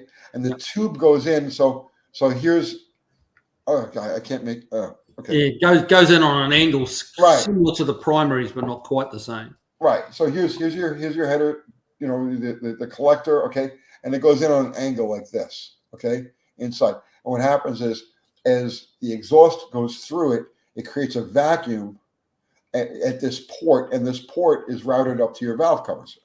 So yes, they absolutely do work. They don't work at low RPM. Like it's not a substitute for a PCV valve. There isn't a strong enough pull on it at low RPM. But once you get above 3,000, 4,000, 5,000 RPM, then there's a significant pull, and yes, they absolutely do work. And the vacuum pump, they definitely work. That's you know, a little bit more stuff to put on the engine. Like you've got to hang the pump, and then you've got to have a separator, you know, to dump it into, that's going to catch any of the oil that comes with it. If you're thieving for the extra 1.5 horsepower on your 1100 horsepower normally aspirated motor, then yes, a vacuum pump is definitely better than an evac system. But you got to be really thieving for it. You know what I mean? You'll never notice a difference.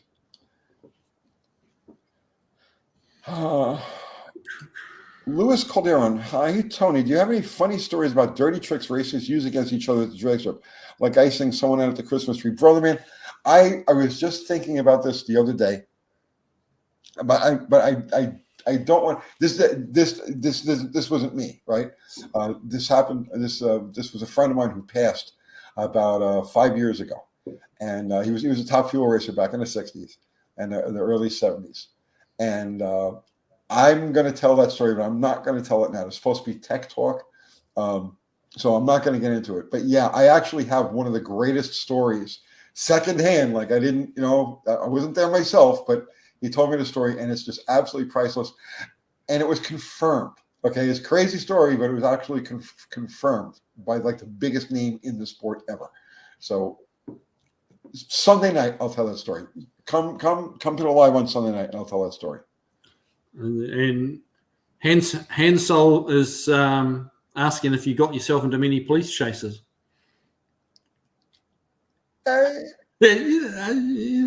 Never in a car. Never in a car. I'm not that stupid or reckless. So no, never in a car. On a motorcycle, yes. Many. I've been known to taunt. Yeah. No, definitely. That was back in my squid days. Tony the Squid. Like ride like I got no bones on my body.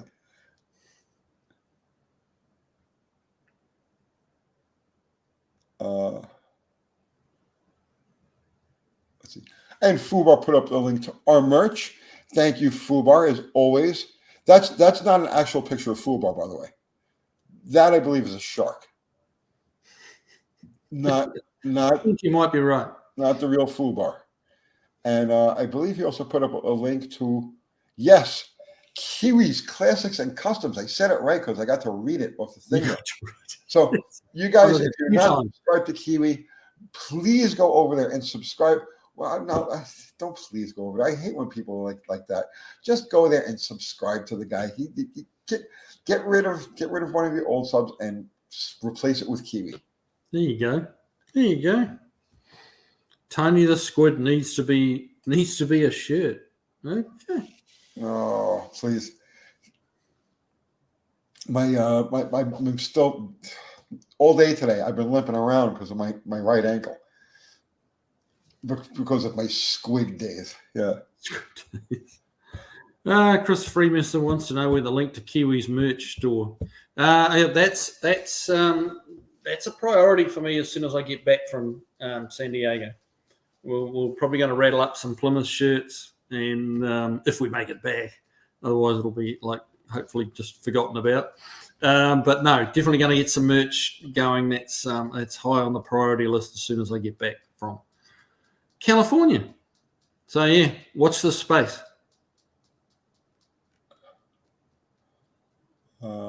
Stray Bull says nobody ever stops on a motorcycle. No, it's please. It's so silly.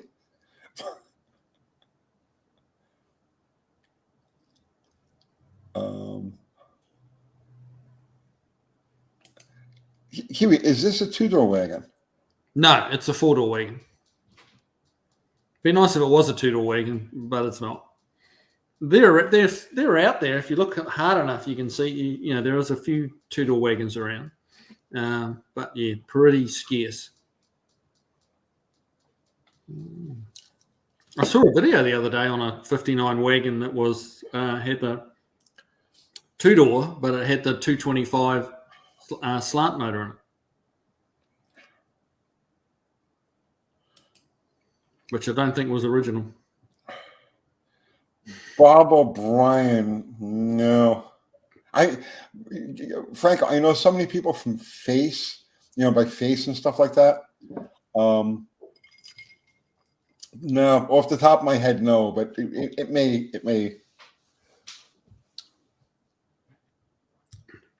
Mexican Speaks asking what car was the clutch flight in? It wasn't in any car in particular. It was a modification that was done. Yeah. Danny Boyd says I can make it a two-door wagon. That'd be cool. It'd be cool to make it a two-door hardtop wagon. That would be cool. Like get a Plymouth Fury roof, side windows and doors, and make it and windshield, make it a two-door hardtop wagon. That would be very cool. But that's also a lot of work. Rusty Fuel. I've had some experience with Tremor 6 speeds, man. What's your question? And Torino Elite. No, I'm not turning into a Mopar man. Well, I've always been a little bit of a Mopar man, to be honest. Because I had several Mopars back in New Zealand when I was like a teenager. I had a 63 Dodge, the 63 Plymouth, a couple of them. Yeah. So, yeah. Now, to Kiwi's credit, that's how we became friends. Yeah, it's via the Mopars, yeah. That was what, like 12, 15 years ago, right? Yeah. He was looking at some Mopar parts, and he needed like someone who knew Mopar, so he contacted me, and we went and looked at them and stuff, and that's how we became friends. He kind of latched on to me, and been riding on his coattails ever since. Yeah. Yeah, right.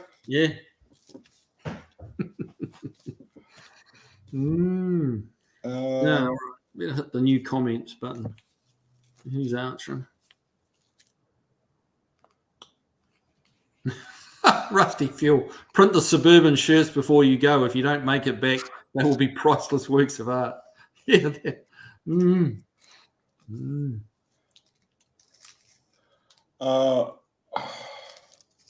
What's this now?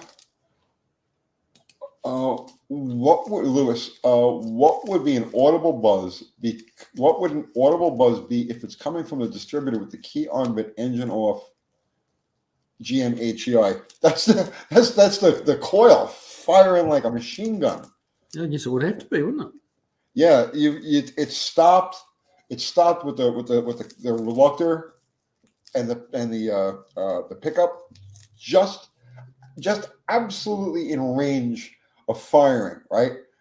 Just right there. And like if you shut the engine off at certain points, it's exactly where it's going to fire, and it'll just keep firing repetitively because as far as the coil knows, it's getting a signal to go.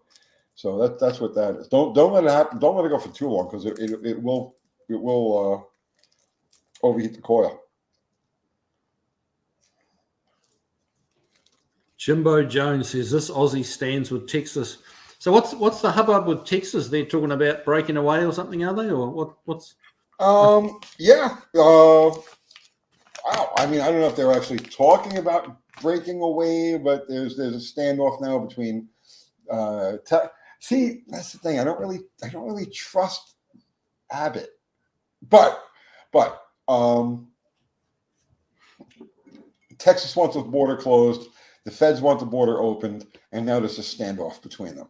Huh. So yeah. So I mean, it could. So right now you've got 25 or 26 states have sided with Texas, and Tennessee, one of them, yes, have sided with Texas and against the feds, and then some really bad states have sided with the feds, and we'll see what happens.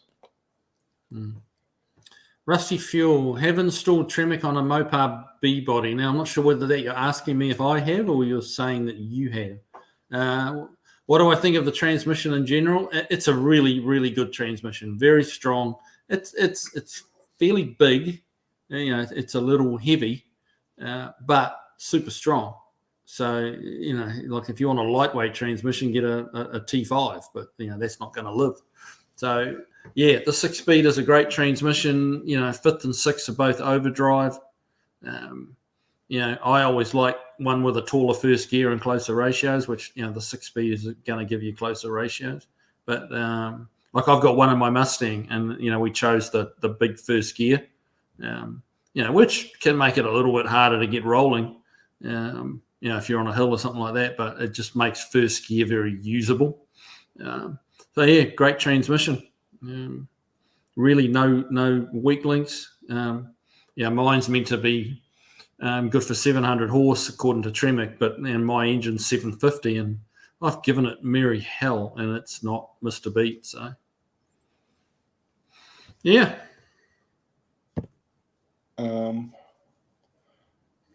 Okay, let's see. Los Cadaver saying people need to realize. I think we stepped into somebody else's conversation here. People need to realize that a 2-barrel in a V8 is going to make it less efficient.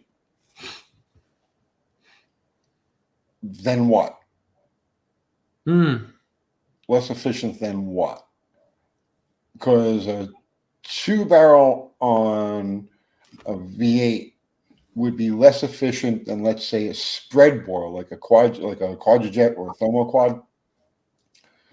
But it would not be less efficient than, let's say, a square bore 4-barrel. It would be the same as a square bore 4-barrel. So you have to really, you got to weigh that one out.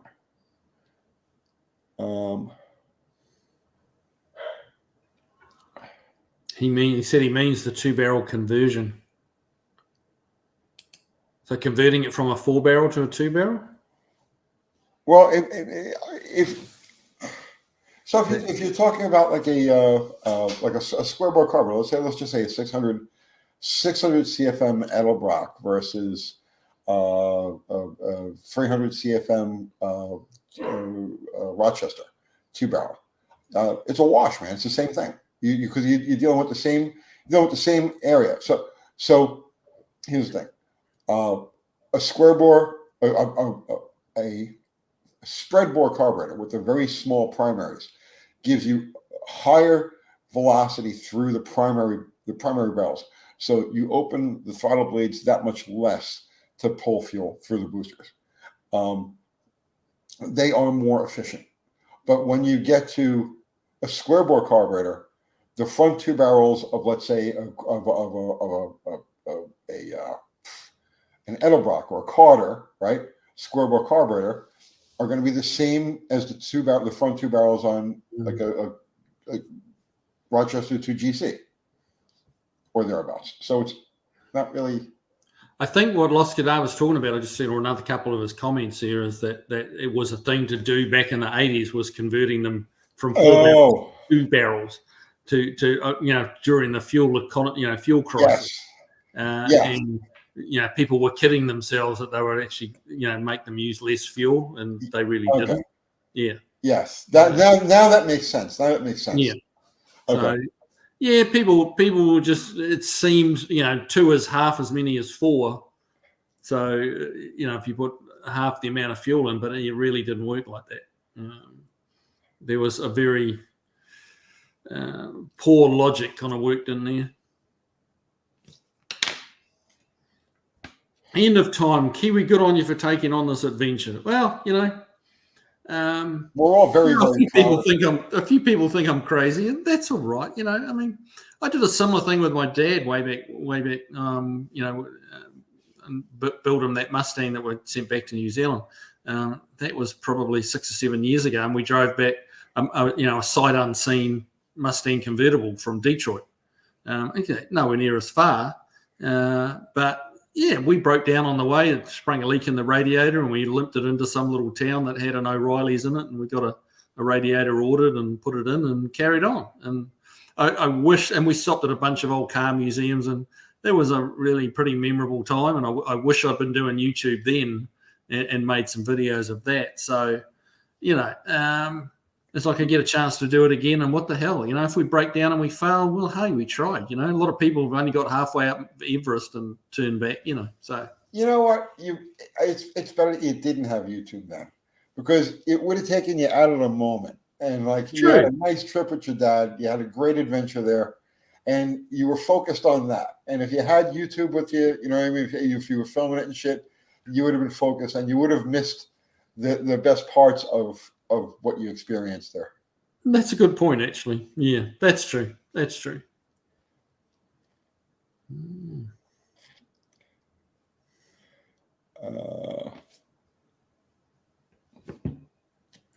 Mexican spec. You will not be ordering parts at your local O'Reilly's for this one. Well, no, probably not. Nothing very major anyway. You can get a distributor cap and a gas filter. Yeah. You get a fan oil filter, maybe. You might have to order an oil filter. Is that a generator? Yeah, it's a generator. 59. Make sure you polarize it. Would I need to? Yeah. Oh, if you replace it. If I replace it, you mean? No, just as soon as anytime you disconnect the battery. Really? Yes. And what do you do to polarize it? You short it. Just for an instant. How do you mean by short it? Like, explain that one to me exactly. With it running. Yeah. Okay, with it running, field to ground. Poof, like that. Oh, really? Yeah. Huh. Because it has to be polarized, right? Yeah. I always thought that was just a when you first install it thing. No, anytime you disconnect the battery. Anytime the electrical circuit is broken. Oh, wow. You're supposed to not know polarize. that. Huh.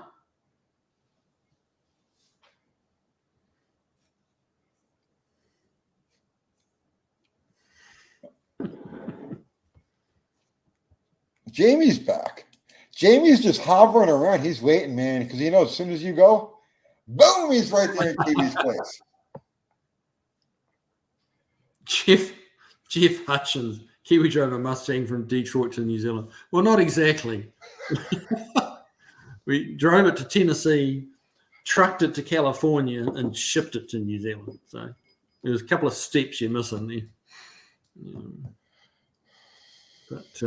Yeah, it was a good trip.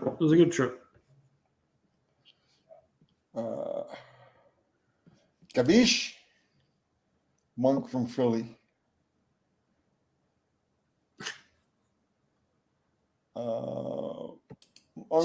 Demon, thank you, sir. I do. I enjoy metalwork. I really do. So I appreciate the compliment. He's really good at it. I leave his shop and I want to go. I come back to my place and I want to beat everything I own with a freaking ball peen hammer. I just want to wail on it.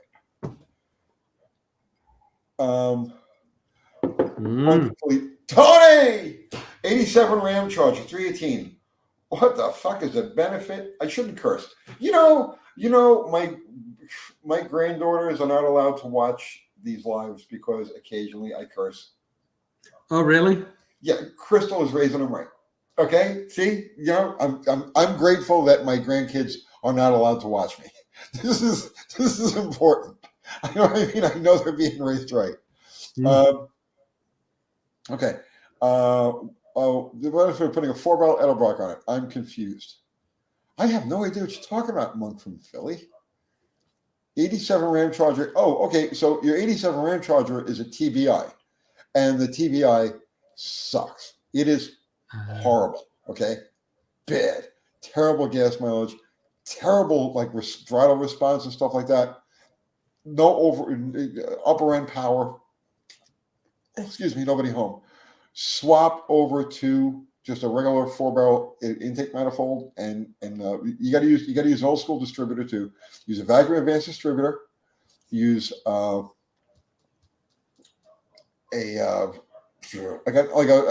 4-barrel intake manifold, and really any 4-barrel carburetor. A Quadrajet is probably the best bet, but the simplest, easiest swap is with an Edelbrock. Like put a 600 Edelbrock on it. Night and day. Your gas mileage will go from like 10 or 11 miles to the gallon to 15, 16, just like that. And you'll actually have passing power.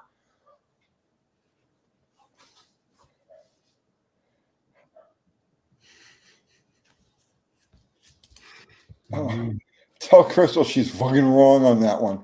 The grandkids, they see the videos. I don't curse in videos. I don't smoke in videos. I don't curse in videos. Because I know that there are kids watching. This is like a little club thing that we do. You know what I mean? This is so this is just hanging out. It's so it's different. No, they know exactly what I do. They know what I do. They see me. Well, my kids always used to hear some, fairly colourful language around our house, and they would just always explain to them that, when you're an adult, you can talk like that, and but while you're not. Oh, my wife had a good story, for she would tell them that, like, if you're going to swear, then Santa doesn't come to kids that swear. And they say, oh, really? And they said, well, and she would say to them, well, have you seen Santa bring presents for us? No, he doesn't.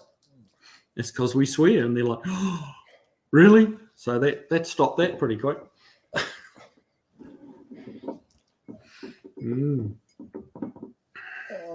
Let's see. Peter Lewis, didn't mid-70s Mopar small blocks come with Quadrajet for a couple of years? Because yes, it was in the 70s. It was in the when did they start that? 1980. Because Carter went out of business or got absorbed into another company. They discontinued the carburetor line, and at that point, they went to the Quadrajets, and that was 1984. 1980, something like 1983, 1984 is when the Quadrajets started showing up on the Chryslers, or thereabouts. Barry Cooter suggesting I drive to Plymouth in the Plymouth as a tribute before heading back south. Yeah, no, it's a long enough trip as it is without going any further. Just reminded me of something. Corvette guys of specific years, and I don't remember what years they are. Okay, so don't quote me on this, but I know because I used to sell these things. Okay, for a while, Carter started producing Quadrajets for Rochester.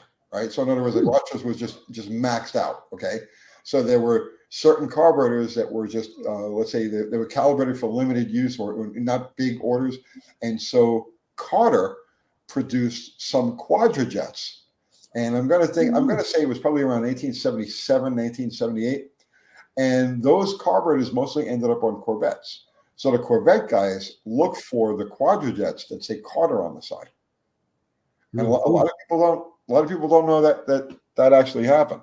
Yeah, I'm one of them. Well, now you know. Now I know. Stray Bullets asking, do you let left-hand drive cars in New Zealand? Oh, yeah, there's a lot of left-hand. Well, a lot. I mean, you have to meet certain criteria. If it's a classic car, like over 20 years old, used to be the rule. You could leave it left-hand drive. Anything newer than 20 years old, you had to convert to right-hand drive, which was an expensive process. But yeah, they do let left-hand drives. They're a little difficult to drive, particularly if you're trying to overtake. Well, really, that's the only problem is when you're trying to overtake because you can't see around the car. You're driving along in the gutter, and you can't see what's in, if anyone's coming the other way. So they're a bit of a bear to overtake them.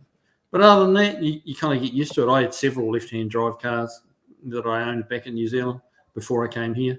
And, yeah.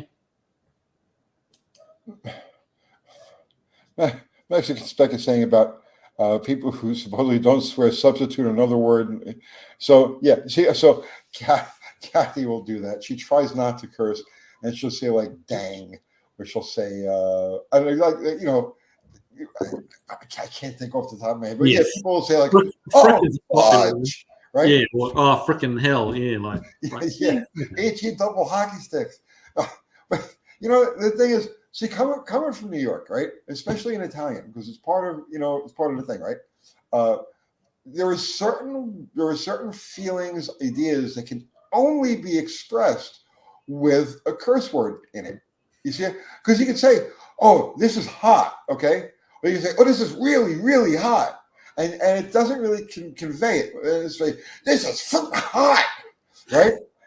You see what I'm saying? It's like now you know how hot it is, right? There's no mistaking that this is like. See what I'm saying? Well, that's what I call them, expletives. You need it. It's part of language structure, effective language structure.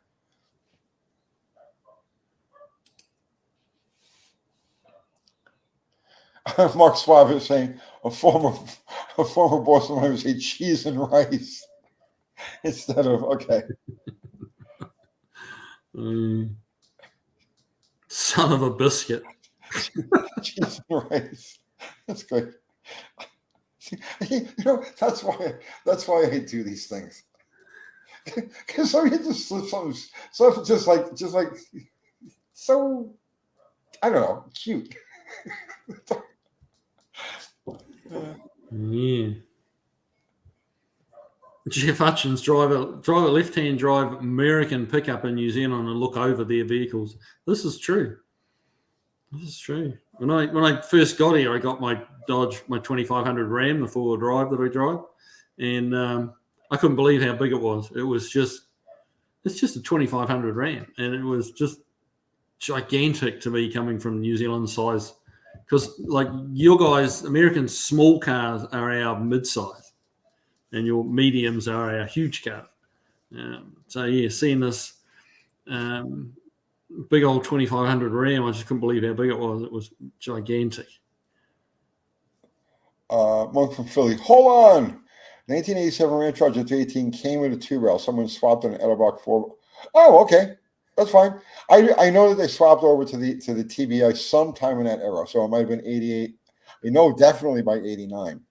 Okay, so somebody swapped a 4. Okay, well that's good. It's good they did that. I'm happy they did that. Jason Fitch, try throwing out a G Willikers when you smash your hand. Exactly. Doesn't work. No. No, there's nowhere near as much comfort to be had from a G Willikers. There's a lot of emotional release in screaming certain words. You know what I mean? You can only get from those words. Yep. Her cost. I got to get to my EV rally now. Great. Oh, see you Saturday, Kiwi. Yeah, see you, mate. See you on Saturday. That's going to be it'll be a good day. I'm planning. You've got an EV? Who's got an EV? Urkost. Oh, you better start charging it now. Yeah.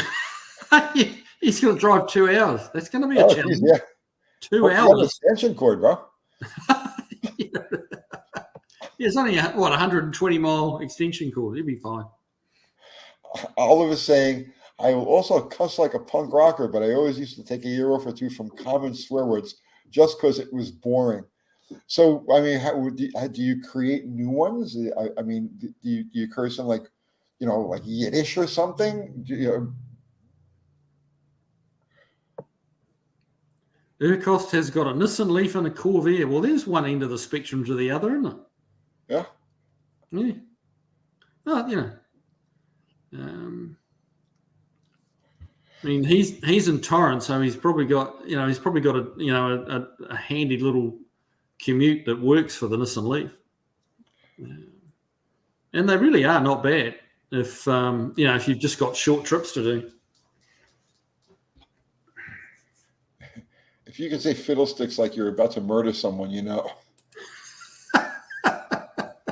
Fiddlesticks. So, Urkos, are you bringing down the Leaf or are you bringing down the Corvair? I want to see the Corvair. Yeah, he says he's bringing his wife's PT Snoozer. PT Snoozer.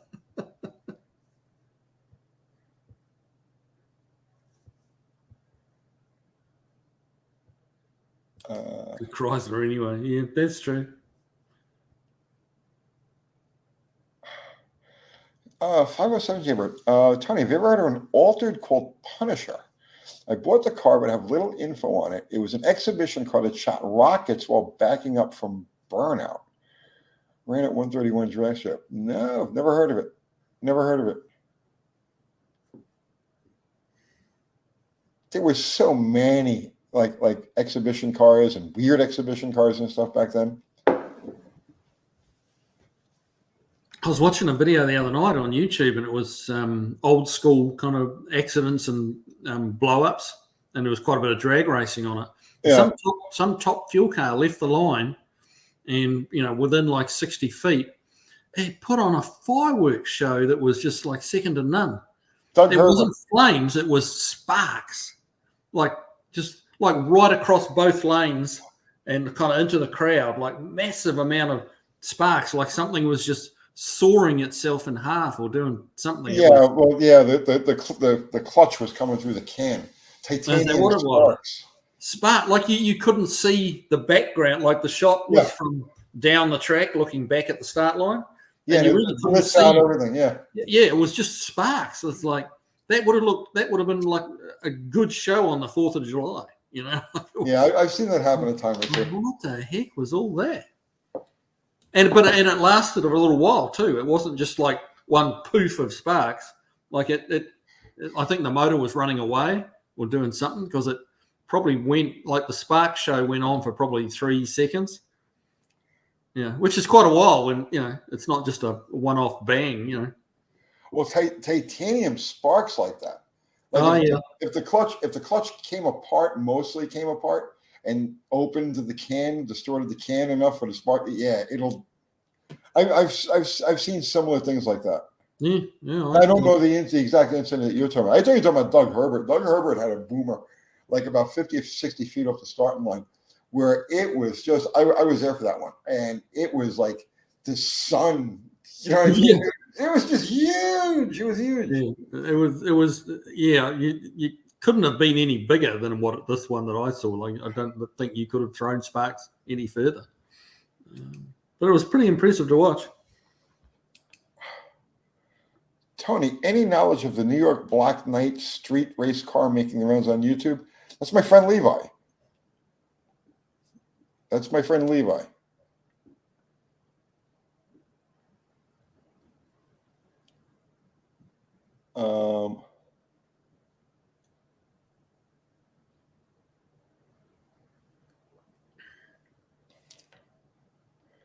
Let's see. The Hemi Hunter. Jim Booker. He actually won. What race did he? I think he won like the World Finals. I could be wrong. Okay, Franco's here. Franco's the encyclopedia on 70s drag racing. I think he won the Super Nationals with that car in 74 or 75. Franco, is that right?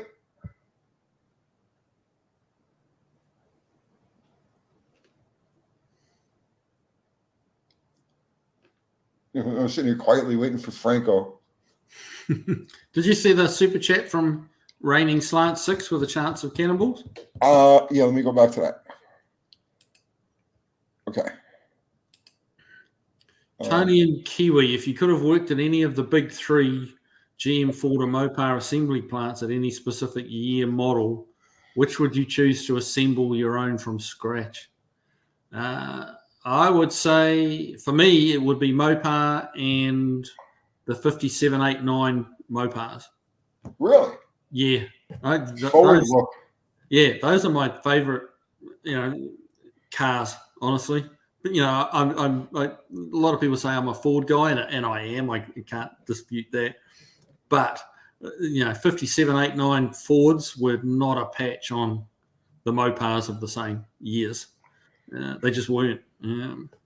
Mechanically, looks wise, and none of it. The Mopars were just fabulous. You know, like the DeSoto fire sweeps, and you know, ones like that. You know, were just absolutely beautiful cars. I would. So he's asking for a specific year model. I would want to be on the 1970, and it wouldn't matter Plymouth or Dodge B body line, because those cars were all just beautiful. And you could be putting together a taxi cab or a Superbird. You know what I mean? And it's like they're all cool, beautiful cars. So I would say that's why I could only imagine, like, you know, being in a world where it's just like that's everything you're surrounded by is that. So yeah, I would say either Dodge or Plymouth B body line 1970. There you go. What car would I put together for myself if I was on that line? You're gonna be disappointed in the answer, because you're gonna say, "Oh, he'd put a Hemi Superbird together." I wouldn't. See, that's the thing. I wouldn't. I would put together like a really bare stripper, like a 0 option 3-3 4-speed Roadrunner. That's the car I would build for myself. Yeah, I'd have to, that's a tough question for me on which one of those years I would do it. It would probably be a Plymouth Sport Fury, you know, 58 or 9, something like that. So no, just always had a thing for those, and had a thing for those before the movie Christine even came out. That was just the Christine movie was just icing on the cake. As a follow-up to that question. Also, which parts, processes, and departments would you love to see how they did it? Like forging of cranks, rods, or casting cylinder heads on blocks. Or I'd love to see how they made stamped rockers for the Slant 6. That's a pretty intricate stamping, I got to tell you. Where would I want to be? See, again, right? It's like the answer I'm going to give you is not the one you would expect from me, because I'm like a hardcore engine head, right? But I wouldn't want to be there. I would want to be like on the trim line, because if you go to that year, 1970, right, specifically 1970, that was a year of maximum everything, all of the options, all of the colors, gator green, panther pink, fucking, you know, just like, you know, the air grabbers. And 70 was the year for all of that really cool, like, visual stuff. So I think that's where I would want to be. I'd mod tops. Yeah, well, mod tops are mostly 69. I'd want to be in the design department, like the design department, where I'm like doing clay mock-ups of these cars. Yeah, I could see that. Yeah, you belong there. Yeah, that'd be me. Just like, well, if we just take 1/4 of an inch off here, or add a 1/2 inch. Yeah, here. you're like, make it wider, make it wider. Yeah. But just also just to see that process back then, when, you know, pre the CAD and, you know, all this computerized stuff, how it was, these guys were taking pictures in their, you know, in their mind and turning them into like life-size models. And I just think that would have been cool as hell. Jamie has a question. So, and he prefaces it by saying, I have a question. Do you know anything about the engine plant or production break-in procedures at any manufacturers really in the classic era? To the best of my knowledge, there were none. The engines were assembled during the last part of the assembly process. They're spun by an electric motor, and then from there they go to the line where they made it up to the K-frame, the transmission, the K-frame, and all of that, and onto the body job. There was no break-in done there. And then from there, at the end of the line, they started the cars up and drove them to the lot. So I don't know of any break-in procedure that was done there either. But the engines themselves were not individually run in. So I don't know. And we make a big deal today about the camshaft break-in procedures and all of that. So in the day, I do not believe they did any of that. Yes. Chris 103 Customs has got a question for you, Tony. I see it. I got a good one. Okay. Tony, what does it mean if you're working on a car on the island and you see blue spray paint on part of the radiator? What does it mean if you're working on a car on the island and you see blue spray? I guess you're talking about Staten Island, right? You see blue spray paint on part of the radiator.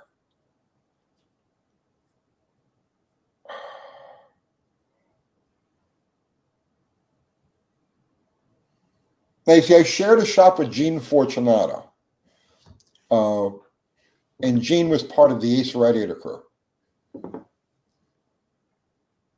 But I don't recall any special markings. I don't recall any at least in that period of time. Yeah, I give up. What's the punchline? We're running a nudge over there, Tony. Oh, geez. Kiwi. Yeah. This was so much fun. Yeah. Well, shut it down, guys. I've got stuff I've got to get done tonight. What's that, bro? Mike Eden's saying time to shut it down. He's got things to do tonight and he can't stop until we do. All right. Yeah. All right. Kiwi. What do the people need to know? Tune into my channel and hopefully I'll be putting something up about if we're going to go live. Hopefully we're going to go live on some parts of this journey. And we'll be posting, I'm going to do shorts and videos hopefully every day if we're not too exhausted. And come along, join in and come along for the ride. And seriously, if we're driving near anybody and we get a chance to have lunch with someone, I'll be all about that. And yeah, so hopefully we might run into a few people up at the Roadster show. And yeah, you're going to get mobbed. You're going to get mobbed. I don't know about that. It's the Kiwi. It's a Kiwi. Yeah, you watch, man. It's going to be crazy. Better bring a whole box of Sharpies. There you go. You know what I'm saying? Because you're going to be signing everything, bro. Everything. Yeah. Jeez. Okay. Jason Fitch wants to know what route you're taking. Oh, geez. I can't even read anymore. I am so freaking tired. You have no idea. I'm not even sure we did this live tonight, to tell you the truth. You think you might have been asleep when you did it? I may have imagined this whole life. It was really off the chain. I was unconscious. I'm sleep living. Sleep living. Yeah, that's a new term. So that's definitely a new term.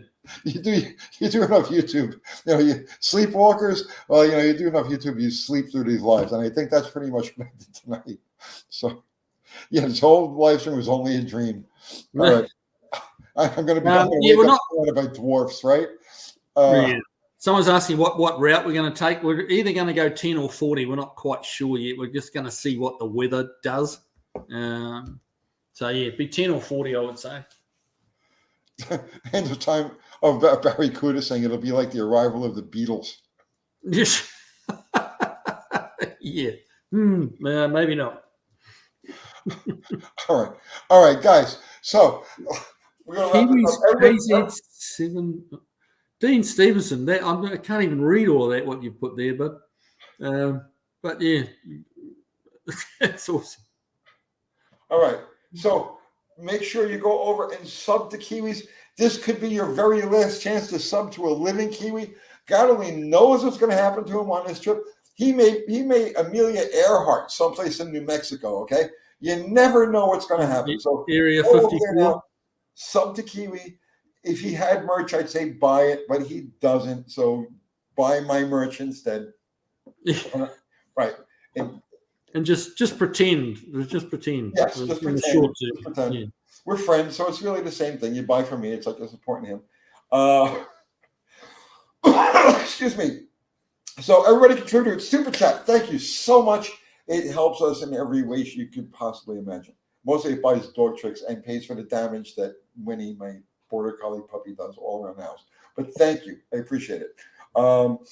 Everybody contributed just for your presence and your conversation. Thank you equally. We appreciate all you guys. We are eternally grateful for you, for your viewership, for your support. You are why we are able to do this stuff. Did you ever think, Kiwi, you'd be sitting here in the later stages of your life, right, on YouTube? No, that really wasn't something that had, gone through my mind as a potential pastime. No, it really wasn't. No. Life took a weird turn someplace, bro. Yeah. I mean, it's kind of bizarre to think that it was just we met from a Craigslist advert. Yeah, we met on Craigslist. Yeah. Which that sounds really quite seedy, like when I say very seedy. Yeah. Let's not. Let's look there. It wasn't the parts for sale listings. Just want to stress that point. Parts for sale. Yeah. Car parts for sale. Car parts for sale. Yes. Right. All right. Hey, thanks for all the good wishes, guys. I'm seeing lots of comments wishing me the best, and I do appreciate it. And we'll try and give a shout outs to everybody, and we're going to have some fun. All right. Our amazing mods, Fubar, Mexican Spec. I don't know if I didn't see Zero or Ari tonight, but they're always with us, whether they're with us or not. And that's it. Tomorrow, Kiwi, this month. This is the least number of videos I've ever published in a month. Wow. Yeah, because we've been so busy with the shop move, so it's like crazy, But tomorrow I get back on the thing, whatever. Yeah, back on it, making videos, making it happen. You should make a video about how you wish you were coming along with Kiwi's big adventure. Well, we're gonna come by. I'm gonna try to get that tomorrow. Okay. So, guys, that's it. Well, I'm making this thing stop now. There's a button that says end stream, and I am going for it. It's right there, and end stream, and it has to ask, "Are you sure?" Or it's end the stream. Are you sure? Yet? No, I want to end it. Make it stop. Make it stop.